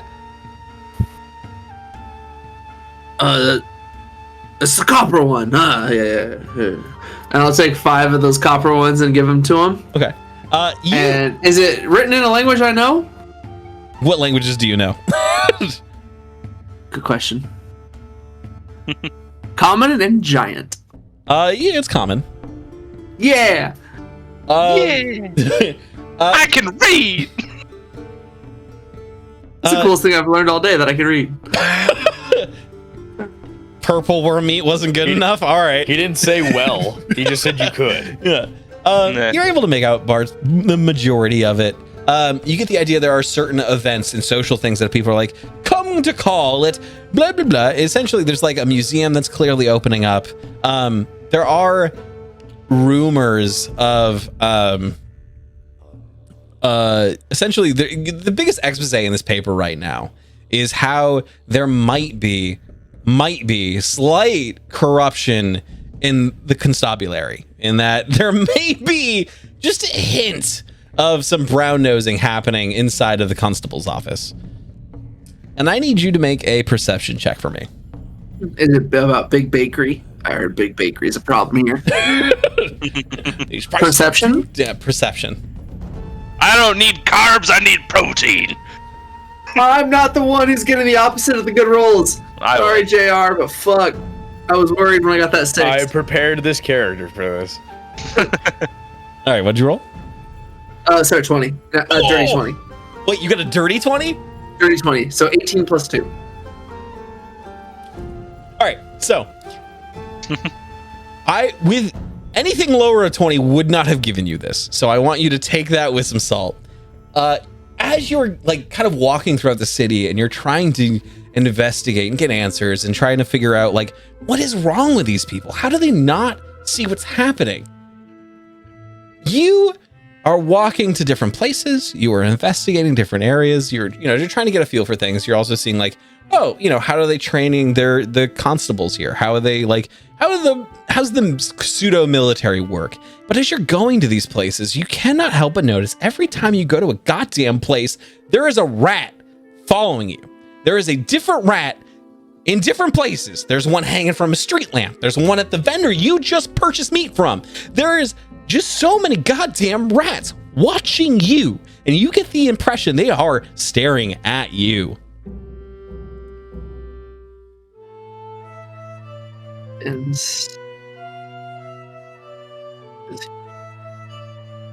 Okay. I wanna. When there's a moment where one is within 30 feet. Okay. Does that ever happen? Like, are there a couple times where they're very close when I notice them? There's several times they're close, but almost seeming your intent, they stay exactly 40 feet away. They're always 10 feet just out of reach. Okay, I will out loud. I don't give a shit who hears me. I will look at one of them when they're 40 feet away and just bellow like, "Why do you follow me?" You see a small elvish woman next to you go, "Oh, I wasn't. I'm very sorry." And you see the Not rat you, child. give And a I watch the rat. meaningful look at you and dash into an alley. Leg him out. I've never had a he- rat try to seduce me before. He rolls his shoulders and he is not interested in chasing a rat. Carson is just gonna like, fuck. And I'm gonna continue on. As you continue, you feel a pebble hit the back of your head. Oh, Roll for damage. I'll look behind me. You see the same white rat staring at you. I walk towards the rat. I stride towards the rat. You stride towards the rat, and as you kind of follow, you see it turn into a small alley.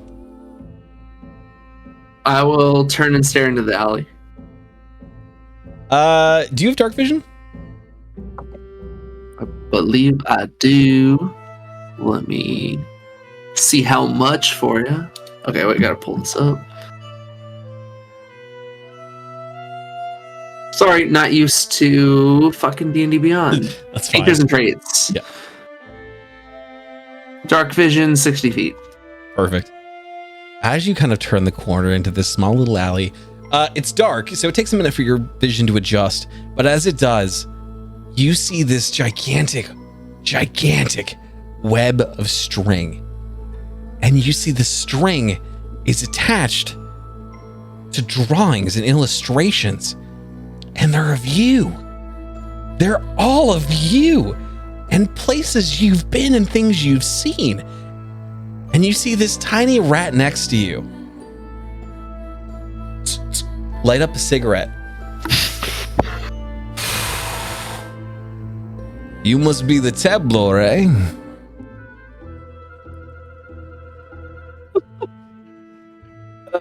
We've been watching you for a while, trying to figure out what you've been looking for. And you see at this point, no less than 10 to 20 rats on the rooftop looking over at you.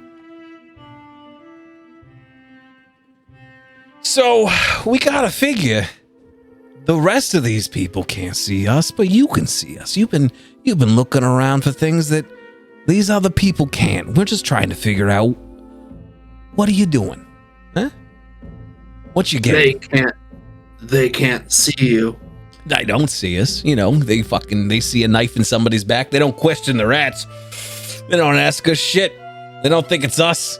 After all, you know, they just go about their day. Do not ask me why I can see you. I should ask you why they can't see you. It's a great fucking question. That's what we're trying to figure out. You responsible for this? This you're doing? How can you talk? What do you mean? You're a rat, a beast. Eh? People say the same thing about your kind. Look at you talking, huh? Can you hear me?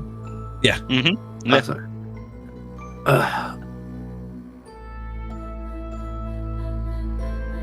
That's what we This is a fucking thought. lot.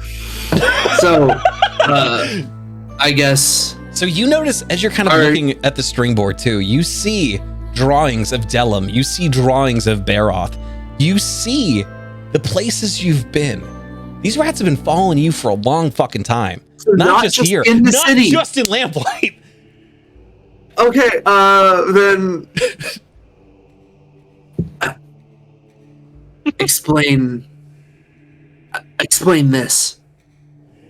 Well, we've been watching you. Like I said, you've been seeing things these people don't.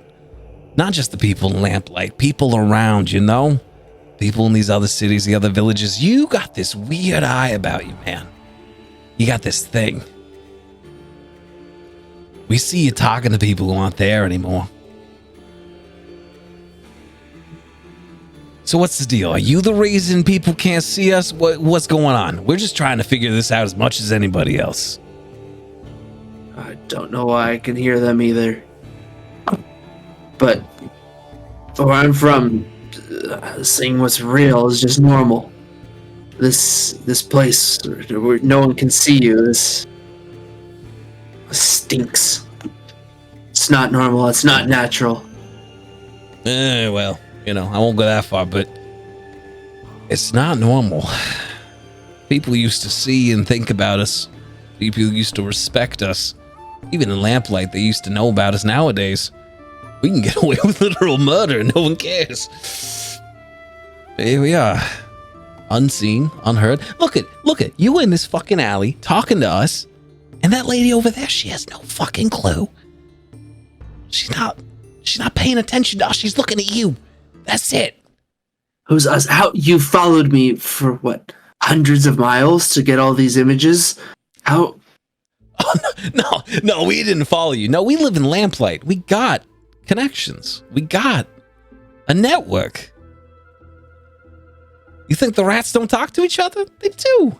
They talk all the time. Not all the rats. Not all of them. Just us. What do I call you in the network? What? What do I call you and your network? Oh. They call us moon rats. Moon rats? Yeah, they call us moon rats. And what's your name? Oh, my name? Gibbers. The gibbers of the moon rats. I have lots of questions about this place. Do you know anyone who has answers? I mean, it depends. We're just trying to find answers too, but what are you looking for in specific? What can we assist you with? Maybe we can find an equitable exchange in this interaction. Quick question for the DM. Is it even among my people, can Karsa see more than everyone else? Yes. Or yes. Okay. Oh, yeah. Okay, I misunderstood that, I think. Okay. I think Karsa wouldn't have gotten the subtleties of that either. I think Karsa is under the impression all his people can see what Karsa can see. Okay, that's fair. This...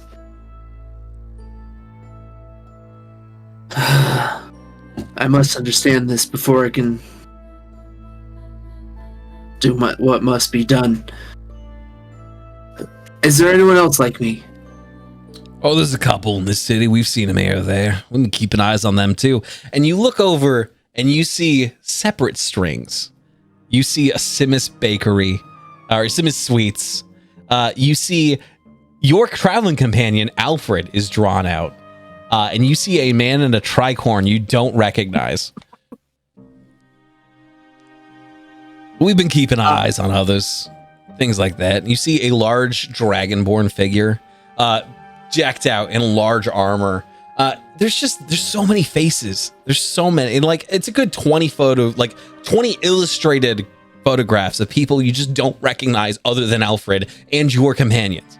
Oh, so in the city, about 20 people they've recognized. Oh, and we are four. I know me and one other one. You know two of the other ones on the board, but you know they're deceased. Oh, yeah, okay, because I got it. Yeah. Holy shit. Oh, fuck. Oh. Him.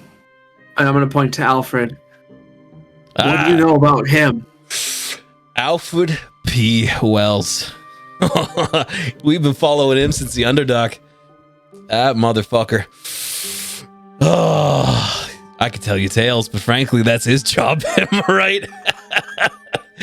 No, that boy's seen some shit he doesn't even realize. At least I suspect. The way he acts, the way he bumps around. You get the feeling he just, it's right in front of him, right? And he just can't see it. He just doesn't know what he's looking at. The pieces haven't come together yet.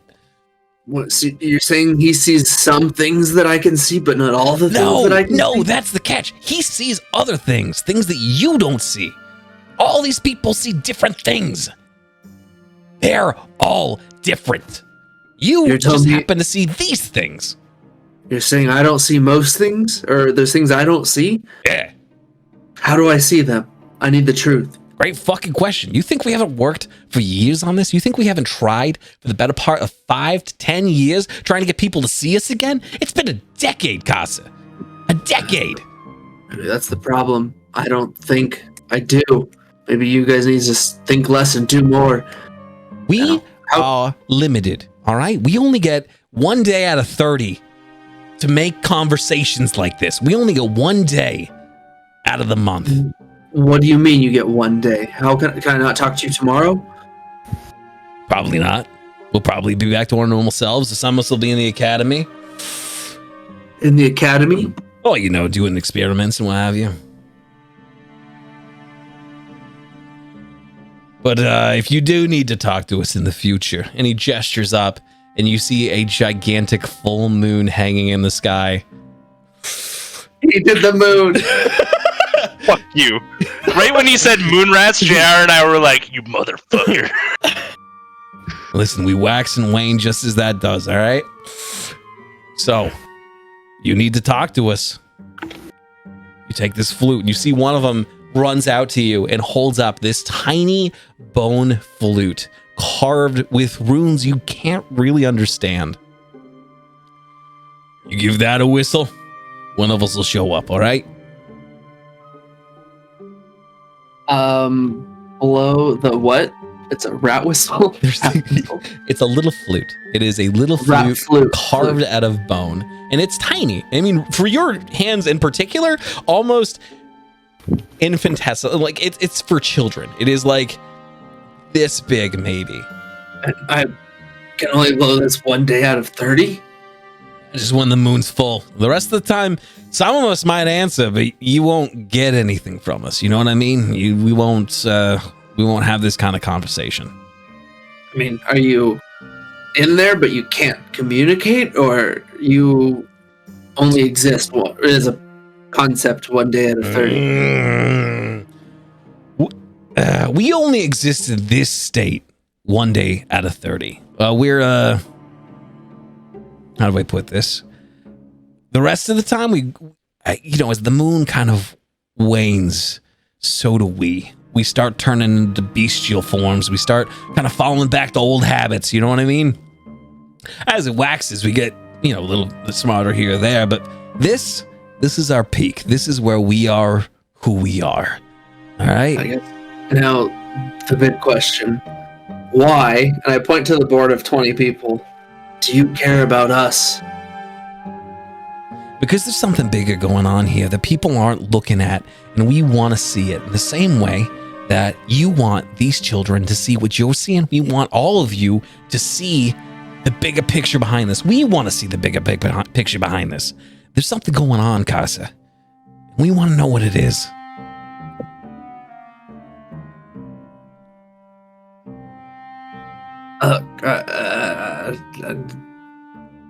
Listen, we ain't got much time. The sun's starting to make its way over, so if you've got something to say... Honestly, it's all just kind of pissing me off. Look, I need to go get him. I'm going to point to the beautiful portrait. What time are he going to be up, Casa? Are you going to be up in time? As soon as I get there, he's going to be up. Will this be here when you're gone? No. We don't leave traces of what we do, Casa. We're cautious. We're clever. Oh, fuck. Well, he's a smart one. You have any message for him? Yeah. Maybe he should take a second look at those stories he's been telling. Maybe there's something in there that he's not seeing. Maybe there's something in there that's seeing him. Well then, I'm gonna remember that. I'm going to look, I'm gonna turn and just cross my arms and look at every one of the pictures and try and remember them. And if you said there was little maps with their locations? Not necessarily locations, about general. So it's literally an evidence board. They've tied together who's associated with what, who's affiliated with where, and the best way to kind of reach them. Carson's not going to try and understand it at all, but he's going to try and memorize the actual images and connections. Make a history check for me. And roll high, boy. Roll high. I'm scared, brother. I'm scared. 14 ain't the worst thing I've ever done. 14's not awful. You managed to get a lot of it. There are inherently, you notice the sweets, easy to remember. There's a sweets place. Okay, that's not hard to, that's not hard to forget. Tricorn, very memorable. Looking around, you see this giant X mark over what appears to be this academic, this person sitting next to this jar of black ooze, kind of holding it in his hand. You see it's covered in red paint, as in though it's been crossed out. And you see it's the same red paint that is also on the pictures of Delim and Baroth. What was it on? This picture of this academic, this intelligent looking man with these large spectacles holding a jar of black ooze. So I would assume he's dead, correct? That's the impression you're getting off of that. Does it show I want to look at that one a little closer. It seems like it stands out. I want to see, does it show maybe who, where, why, anything like that? Ooh, okay, make an investigation check for me. 20 investigation. Oof. Quite ask me to do miracles, a 7. 7. God, there's not a lot there to comprehend. What you do see is this academic holding a jar of black ooze. You see attached to that by another string is this gigantic, it looks like this scorched part of a jungle with this gigantic crater dug deep into the ground. You see attached to that crater is this little handwritten note that says ethereal plane ? The rest of it though is and you can see as the moon is beginning to set and the sun is beginning to rise, you see the rats quickly begin taking everything down as fast as they can. And you see Gibbers just look at you and go, all right, gosh, the clock's ticking. Any last questions?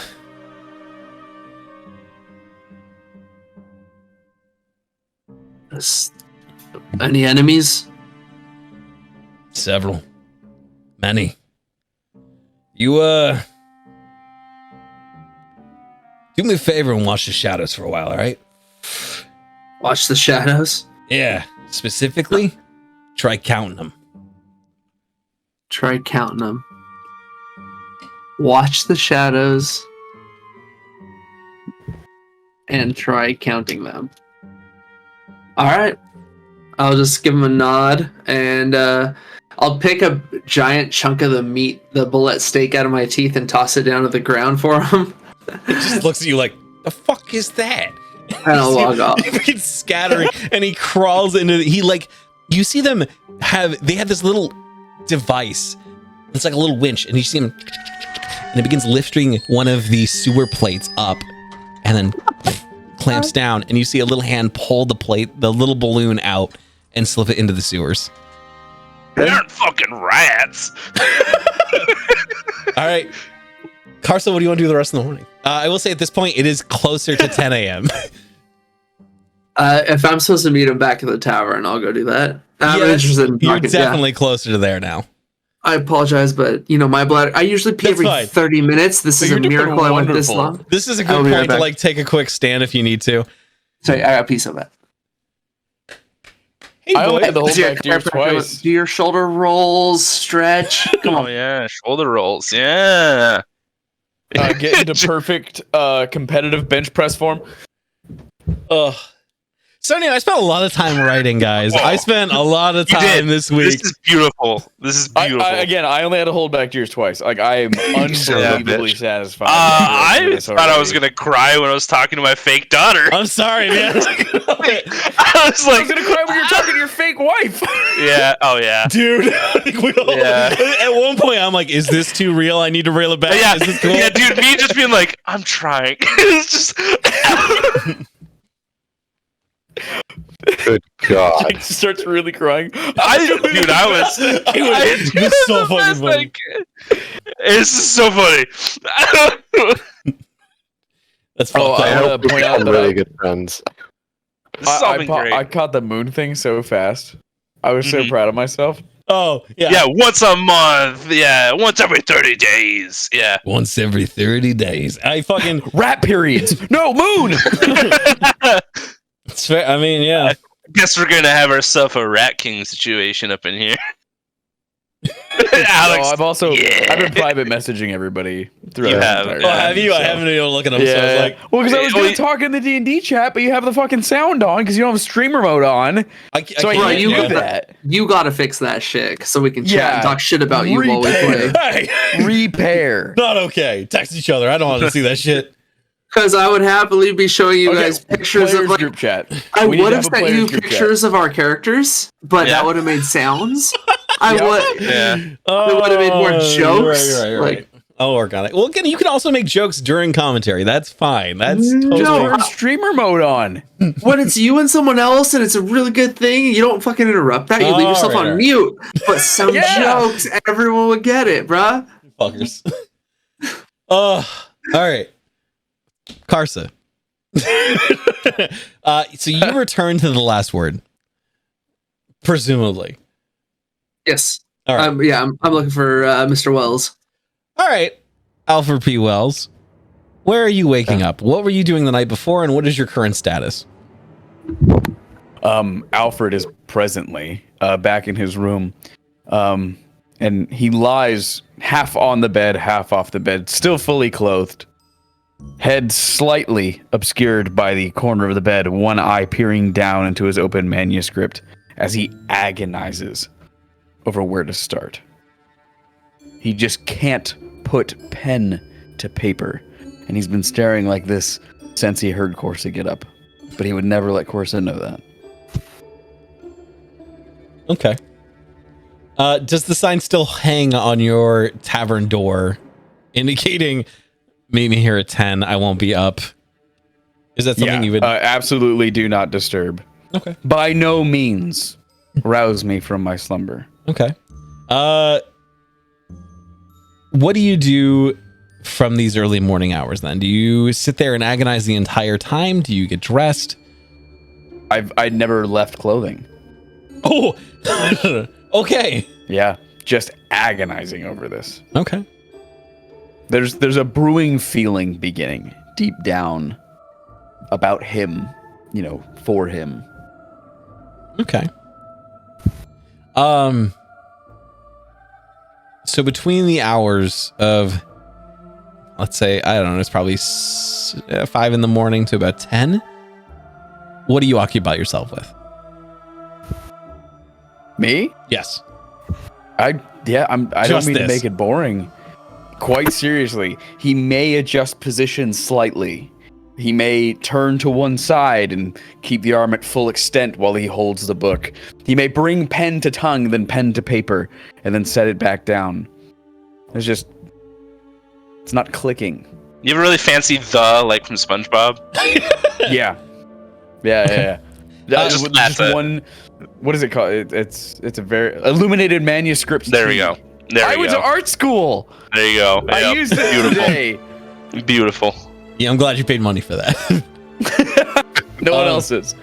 So, you spend hours agonizing. You feel your muscles alternate between getting agonizingly tight and frustratingly loose. You keep tensing and untensing and clenching and unclenching, and occasionally you'll hear a sound below in the tavern where someone will like drop a glass, and it'll be like someone exploded a bomb in your head where you just want it to be quiet. You just want people to shut the fuck up so you can focus and do this. But people are just loud. They're being obnoxious. You hear like occasional clinking of glasses. You hear someone go, but it sounds like the laughter's next to your ear, and you just kind of flinch every time you hear a sound.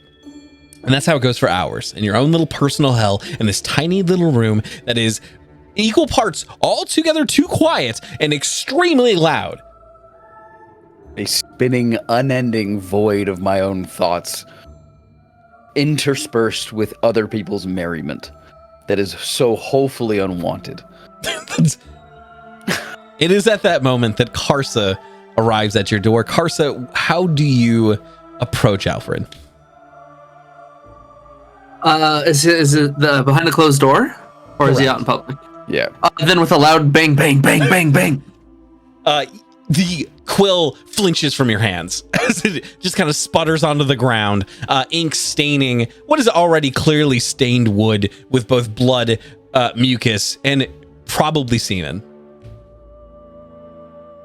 Probably what? It is the last word, and this Yeah, you're place is dirty. I erect from my bed, just like in it, like completely jump straight to foot and just lockstep straight toward the door, not knowing who it is, just prepared for the upcoming verbal assault that was about to spill out of my mouth at whoever darkens my doorstep. And as I'm stumbling over there, I'm like stomping my feet, saying, "Your merriment has muddled my fucking business one last time." And I rip the door open. What? Ow. You probably want to put that attitude away. You see And looming in front of you. You see his tense body just go limp, and he spins poetically back toward the bed, where he finds his position once again, just gazing down at his open book, half obscured by the pillowcase in front of him. "Oh, Master Oleander. You see, I am depressed. Do you know what depressed means?" Bard, unfortunately, it is time once again for me to ask you to be practical. I saw a picture of you. I'm practical and despondent and desolate. And I saw morose a and picture of pessimistic. you drawn by rats not less than 30 minutes ago. Master Oleando, rats scribble of my visage every moment they speak of me in these dribble-filled news articles. These sullying papers calling me and my work drudgery, hackishness. Do you pulls out believe a that dagger the and just starts master of the flipping and catching it? macabre You occupy yourself. Well, you know this is going to take another 10 minutes. would write something so poor as to see my face, my beautiful face, smudged across the papers of these toilet rags in this city? I'm so sick of these rats. Do tell. Spray it upon me. Muddle my face. Have with you the heard of a pestle moon that rat? is. I'm sorry, what? A moon rat. I met Jibbers the moon rat. He spoke to me while smoking a cigarette. He had on his wall a picture of you. I find it beautifully poetic that this is the time that you've decided to grow an imagination. No, not at all. Never. Like I found them an to be a heirloom complete waste seed of in a time, as you desert. know. You useless son of a bitch. This is not a weakness. This is what I saw. Say it to Have me. you ever known me to tell you a Insane. fantasy? A picture of you, me, my dead friends, and 14 other people on the walls of an alley, drawn by rats. They told us they have told me they have been following us for months. In fact, you. So what? I learned something. You learned that they had been following him. I saw you hold. This pause is mine. Wait, I slam my book closed and I look My- toward him. my poor Go note taking did not keep Go up. ahead. Go on. Shit. Express it to me. There Go was through something the big about words. you. I don't remember. This is why you should have been with me, you lazy son of a bitch. Master Orlando, may I ask you a simple question of your engagements today? Carson, make a One. quick. Carson, make a quick, just a general intelligence check to see if you can, with advantage, Oh, well. to see if you can spark that little the one time you're going to get advantage on an intelligence check for the remainder of the game. We'll make 2 of those. Off. Fuck. Dude. 9. I only got partway through the notes. Crossed out picture of a carry. At least the dice are thematic. Like, you know? God, you're really trying to scramble because there's a lot. That Tell me, what is this? And I'm gonna hold up the bone whistle between my fingers.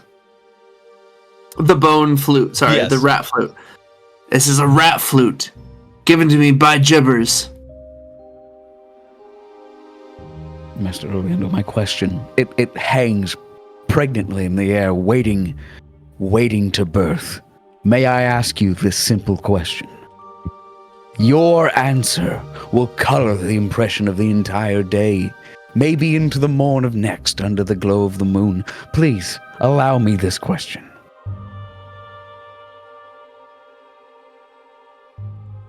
What question? Did you eat street meat again?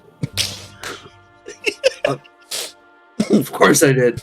It's Did food. you pay a bronze scrap for off-colored street meat that you happily stuffed down your knife-toothed gullet? I ate food. I'm not stupid. You're Look, going I to tell have you. to forgive me if I don't believe. Do you your not rat believe? food. Well, in 30 days, we will blow this and you will have your proof. But in the meantime, I saw some faces, and 2 were crossed out. The friends I've told you about. But there was one other one. He was near some crater in the jungle. And I asked the rats for any advice. They said, watch the shadows and try and count them. They said you Wait. Watch this. They also said watch the what? To the they said specifically. they the spoke shadow. specifically about you, and they said you are missing things right in front of you. Irrelevant. They said watch the shadows. They say and you are count. missing. Here's my problem: you are missing I'm going things to in lose front this of idea you. if you keep talking. Yeah. Am I counting? Okay. Okay. I You're will, useless. Let's go. I will interrupt for 1 minute. I need both of you to make 2 different checks.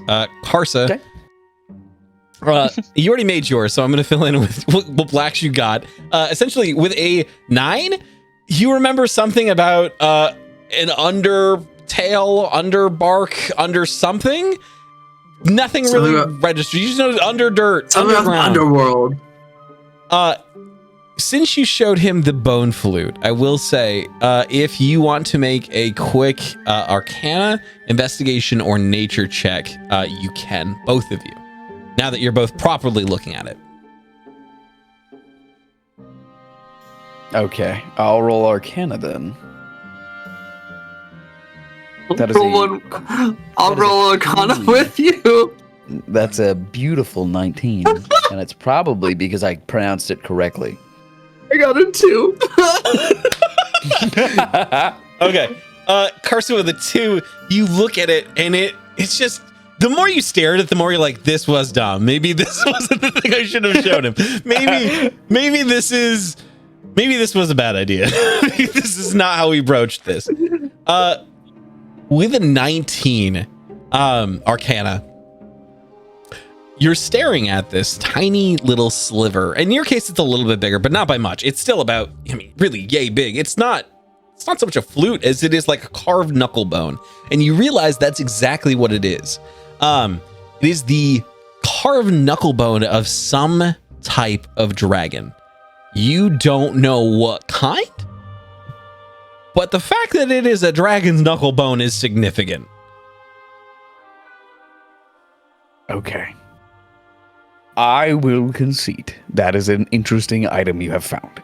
Now, is this one of those scenarios, these scenes that you've manufactured where you're referring to adult humans as children? Or mayhaps a halfling with a little extra hair as a rat? No, Maybe- this big. And Carson's gonna hold up his fingers the size of the rat. Wait, can you show us how big that rat was? The rat was kind of big. Can you show us how Because I know some rats are this big, and Correct. there's New York rats, and I know you guys are from New York. It's so- closer to a New York rat. It's like a little cat.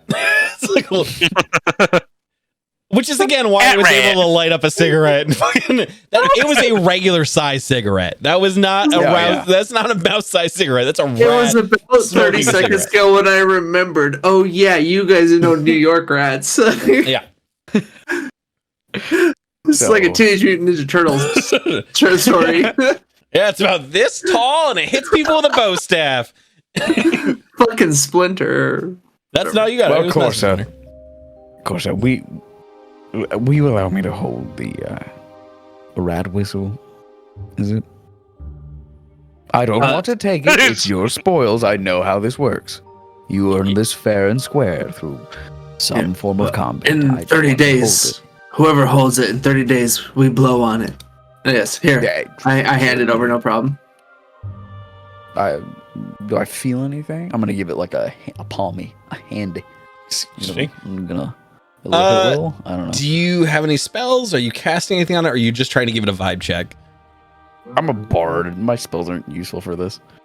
Just give it a Neil vibe check. All right, you can make Just like a another Arcana dragon check with knuckle bone. advantage. Okay.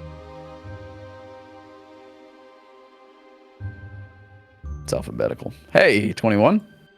21 is that cost. 7. You actually, Yeah. 21 total. Advantage. Okay, cool. Yeah. Just making sure. 21 total. You kind of reach out with your own magical senses, and you see this thing begin to ripple.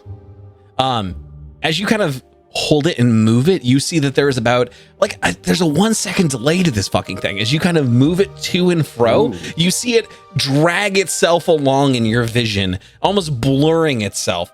Carson, you see him waving this back and forth. It does nothing. He's just doing one of these. Those fucking mushrooms you eat. But Fascinating. as you're doing it, you see the runes elongate and grow the longer you wave it across.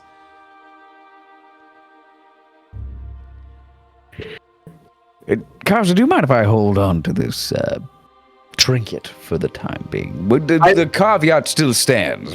30 days, toot toot. I don't see those growing symbols, correct? I would Carson doesn't say, see 'em? so here's what I will say. As he drags it across, all you see are the symbols, and they glow as they as he kind of does one of these, you see each symbol. Then I'll ask, do you see those? I do. This is what is fascinating me.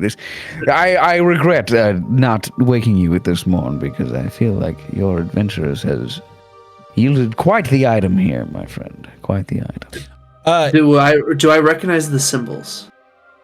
Do I recognize them? Karsa, make a check with disadvantage, and then make one with make a perception check with disadvantage.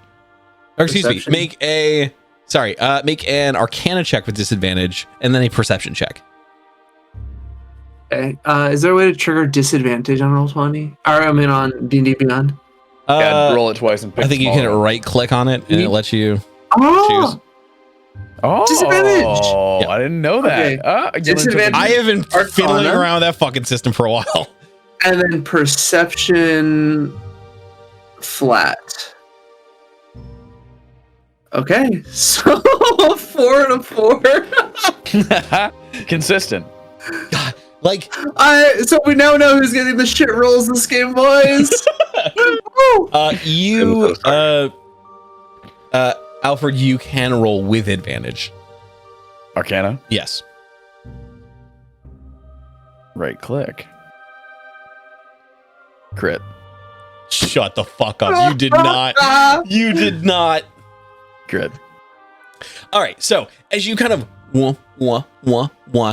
you realize you've read stories, and just stories, because something like this hasn't been seen in the better part of a millennia. You weave, and you realize this somehow is a knuckle bone from a thing that's only been heard of in legend and tale. Dragons are uncommon now. Dragons are things that are largely, they're fading into myth and legend. They're relegating them something into something. People have seen and heard of chromatic dragons in your lifetime. They've heard of metallic dragons in your lifetime. No one in millennia has seen an ethereal dragon, and this is a piece of one in your hands.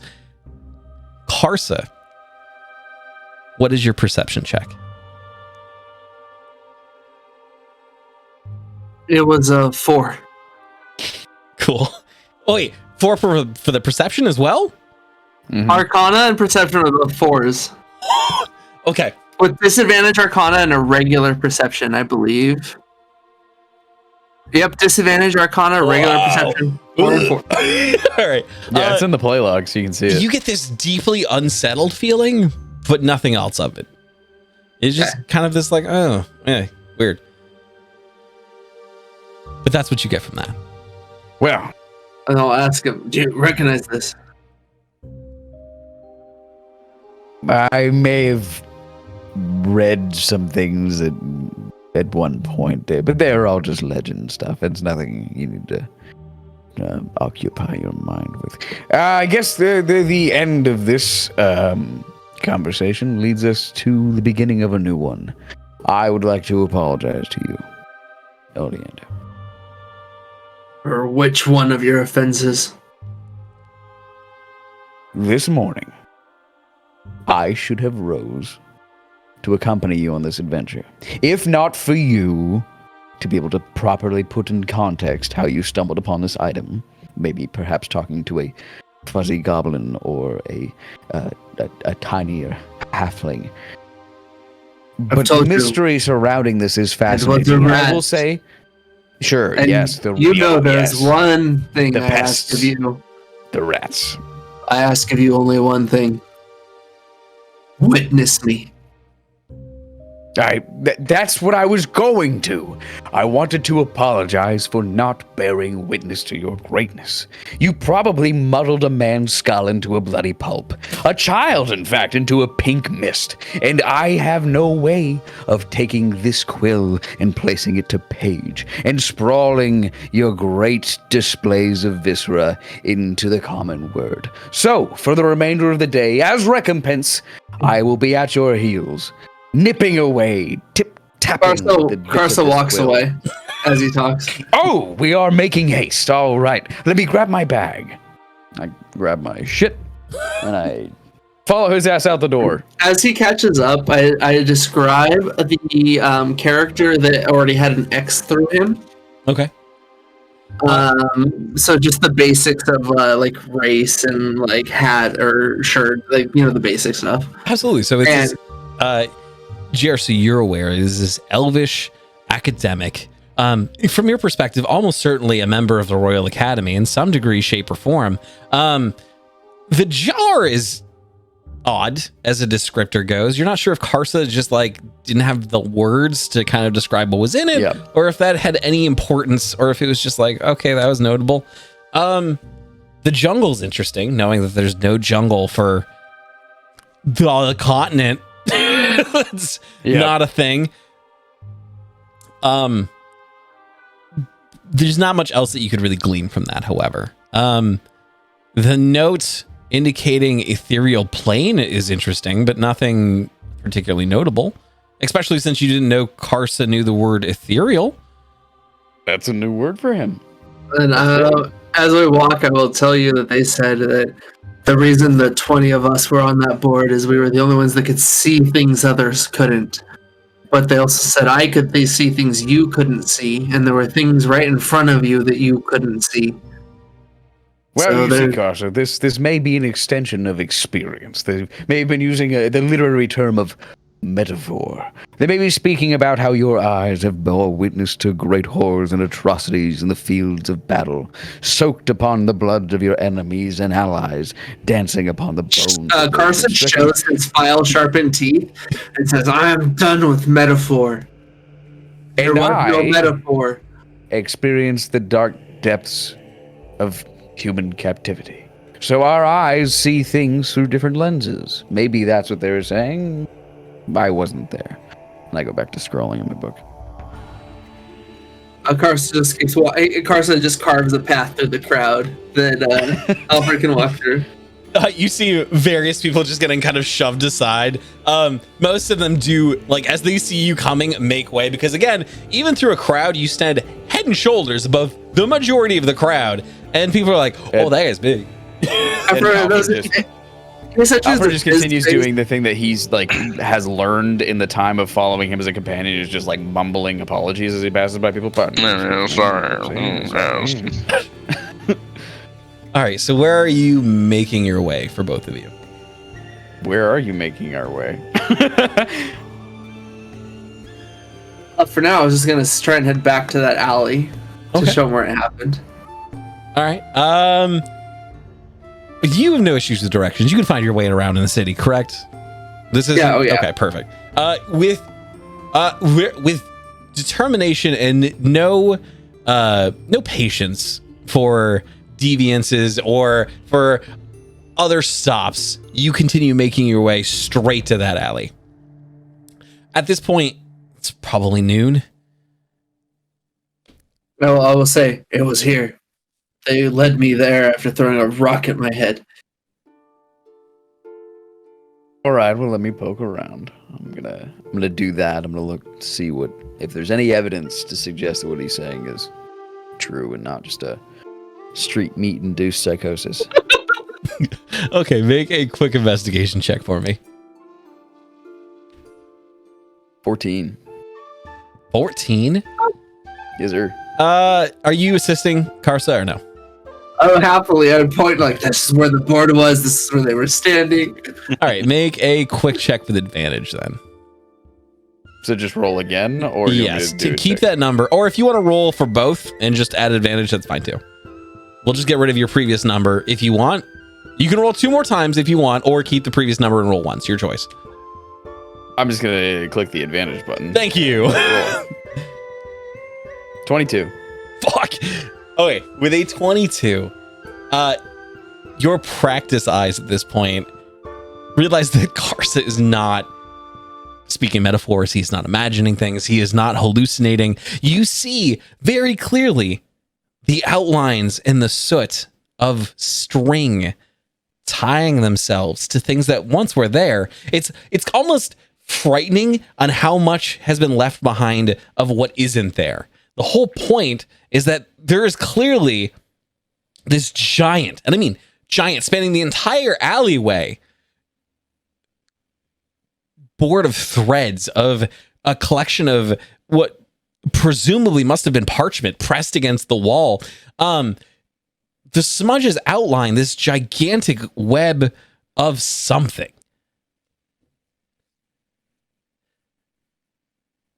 You also see that a lot of the soot seems to lead itself back into the sewers. Well, I guess I apologize again, Mr. Orlando. It appears that you did experience something quite fascinating, peculiar. So, now you know, look for the rats. And, well, there's stuff right in front of you that apparently you cannot see according to them. Well, what I can see is it appears it leads our adventure into the sewer. Would you mayhaps wish to engage in that level of adventure? To dip into the gutter, into the cesspool? To plunge our toe into the cloaca of the city and writhe in its juices and folly? Good God. Carson just starts walking again. Where are you walking? It's not quite sure yet, but towards the main thoroughfares. Just anywhere else. Just towards, like, up the main alley of people. Okay, you can do so. It is bizarrely sunny in the city today. There's no... And he's looking close for rats. Make a nature or... going on a rat hunt then. Make a nature, animal handling, or survival check. Your choice.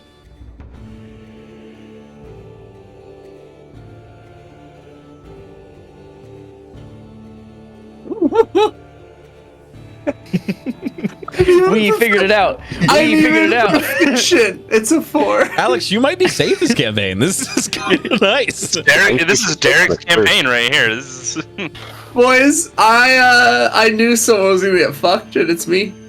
yeah. You called it too. You were like, somebody's We'll gonna know. get those bad rolls. All right, And then, so- like, I'm gonna make a backup character soon.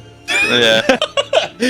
So as you begin kind of following, you do see traces of rats, and you're like, "Ah, we're on it." And you begin following these traces, and you realize really quickly it leads to another street vendor who has skewered several rats and is currently roasting them over a flame. I shoot a darting, accusational look at him. Like, oh, you led us to street meat again. You could have just said you wanted street meat.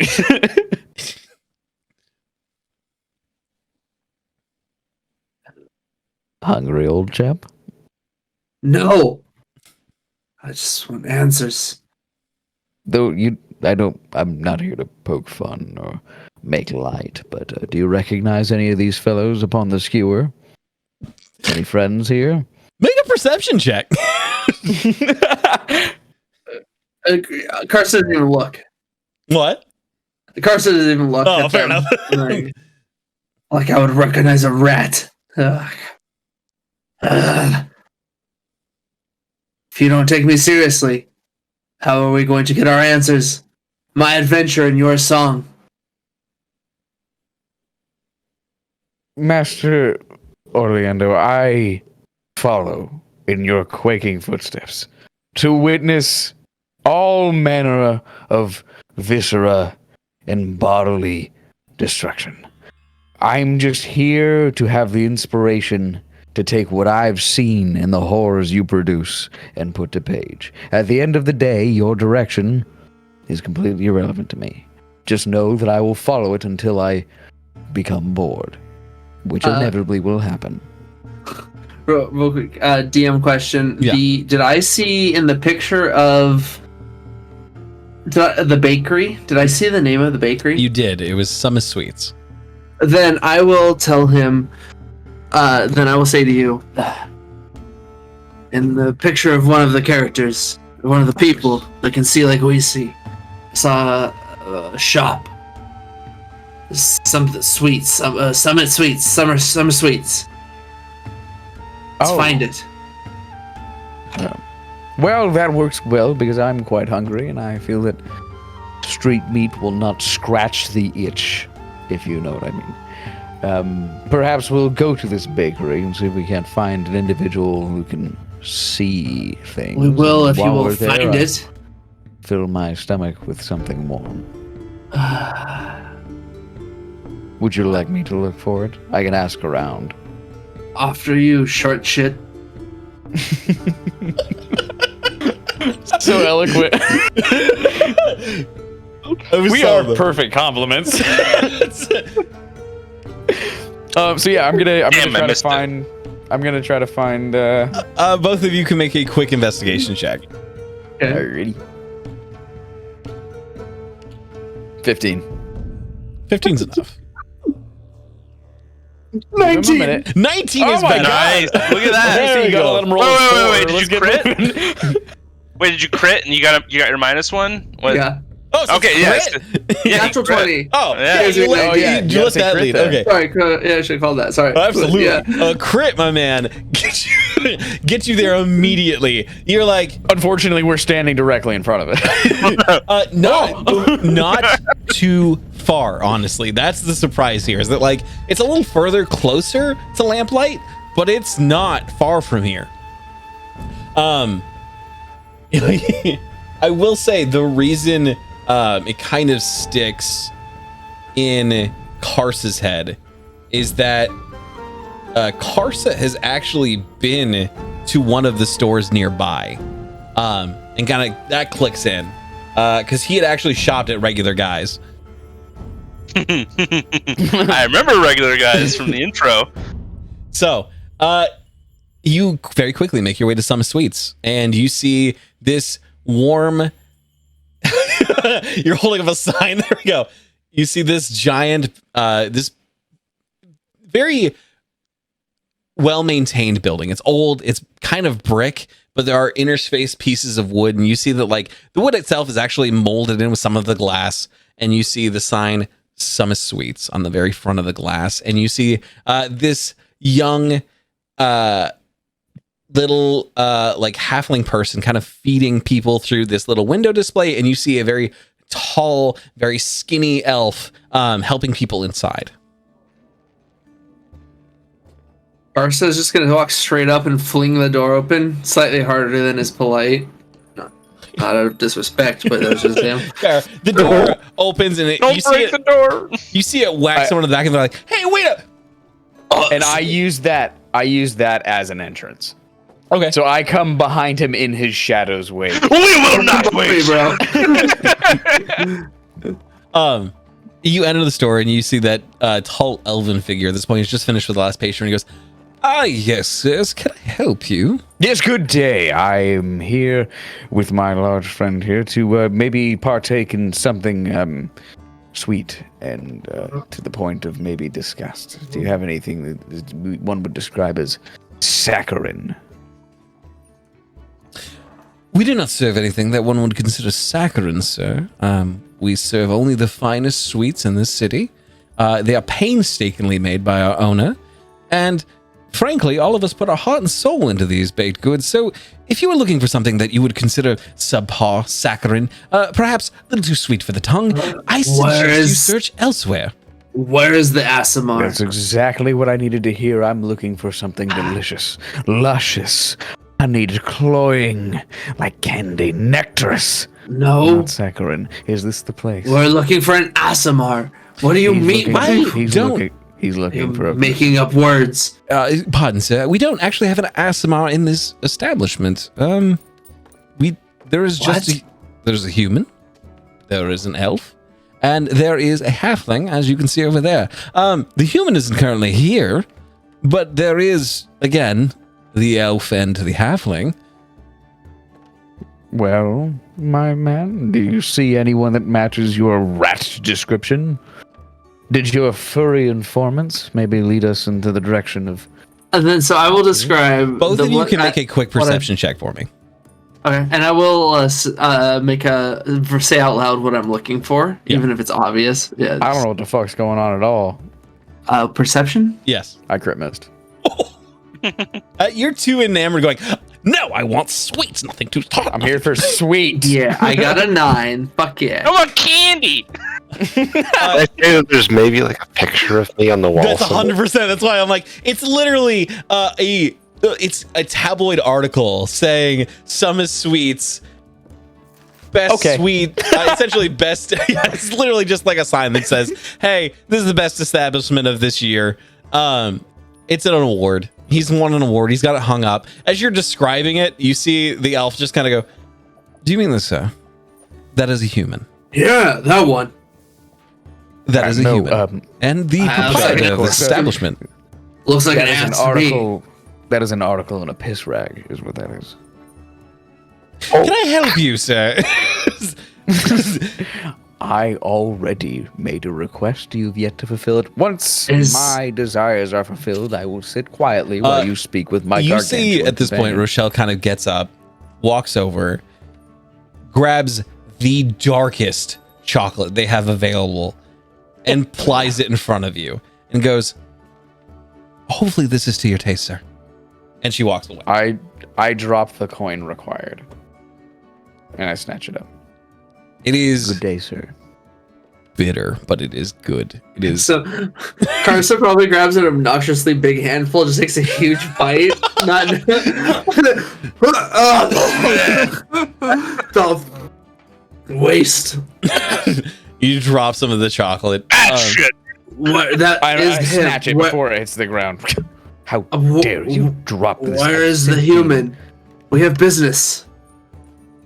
Oh, if you're, sir, and you see, Rochelle taps your leg, and it's like, maybe ankle, like not ankle, but it's more like, your calf.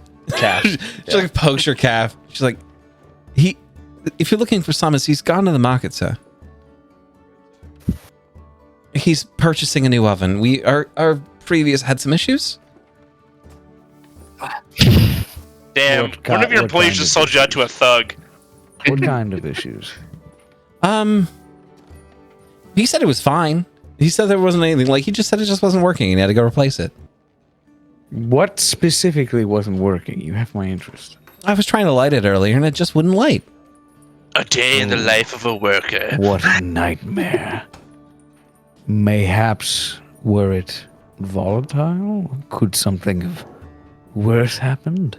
Could maybe a blast or an outburst or a backfire or a bang could splattered your guts across the wall? Your employer walking in the morning only to find your begotten corpse sprayed against the wall. The only thing visible in the viscera reminding him of you is your screaming pale face locked in the expression.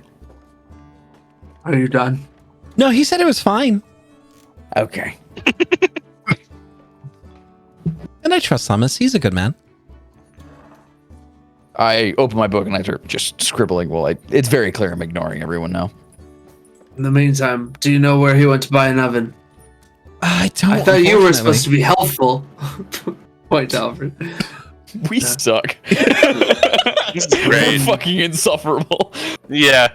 To the Grand Central Market. He might have went there. I don't know. Good job, bud. I did say I was going to the market. Oh yeah, but not necessarily the grant. Like again, could have been anywhere. Okay. Oh. Well then, fuck. Karza, make a quick perception check. I can hit that button. Oh, at 19. There you go. Did you crit again? No, 17 plus 2. Oh. You get that familiar sensation up your spine, and that smell of ozone hits your nose, and you feel the hairs on the back of your neck stand up.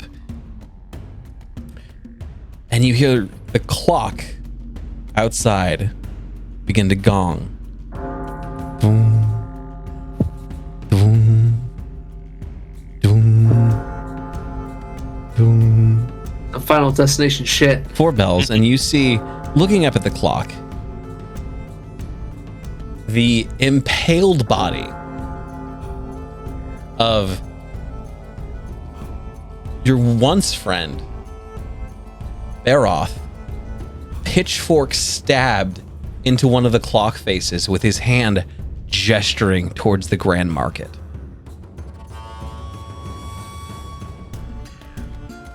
What the fuck? Without looking away, I am going to say to Alfred, follow me. Now, Bard. And I will immediately start walking that direction. I'll keep my eyes on him for a few moments. Even as the clock, so as the hand on the clock begins, you see his arm is constantly changing, raising, and moving in the exact direction of the Grand Market at all times. Yeah. About the 4th time you look away and look back up, he's no longer there. I don't know if I look back even twice. As soon as I follow it, I immediately start hitting the ground running. My guy follows signs. Okay. Just follow me now, and I walk. And nothing. As if I Everyone. have anything better to do. This is the type of face where people Writing move. and walking. And if they don't move, I don't move. Pardon me, excuse me. Just slowly gesturing. Yes, sorry to you. I'll pay for the damages. Yep, sorry. It doesn't take you long. It takes you longer than everyone else took to get to the Grand Market, just because you're not using any transport. You're literally walking. You're just going from this part of Lamplight right to the Grand Market. So it's about a 40-minute hike. By the end of it, Alfred, you're a little woozy. You're a little tired. That sugar wasn't quite enough to like give you enough zest. Again, you haven't eaten for most of the day, and all that you did eat was a bit of chocolate. Not to mention you stayed up all the night before. You're feeling a little bit of writer fatigue at this point. But Karsa is moving, like shoving people out of the way, and you can kind of see his pace is increasing as time goes on. He's not slowing down. He's only getting faster. It's around. Can I this hitch time. a ride on his calf? Daddy, up. like a New York City sanitation worker jumping on the back of a garbage truck. You could try if Carson lets you. He should be used to it by now. Carson, are you comfortable with him hitching a ride on your body? I barely notice. Okay, you just keep I love it. Barely trucking, noticed. pushing people.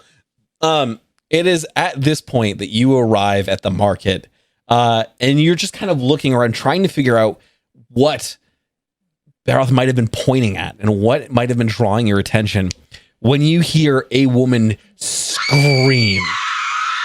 And this is where we're going to take our quick little pause, and I'm going to set up everything in Tailspire because we're going to Yay! Hey, dude, we all got there. Fucking hell. Okay.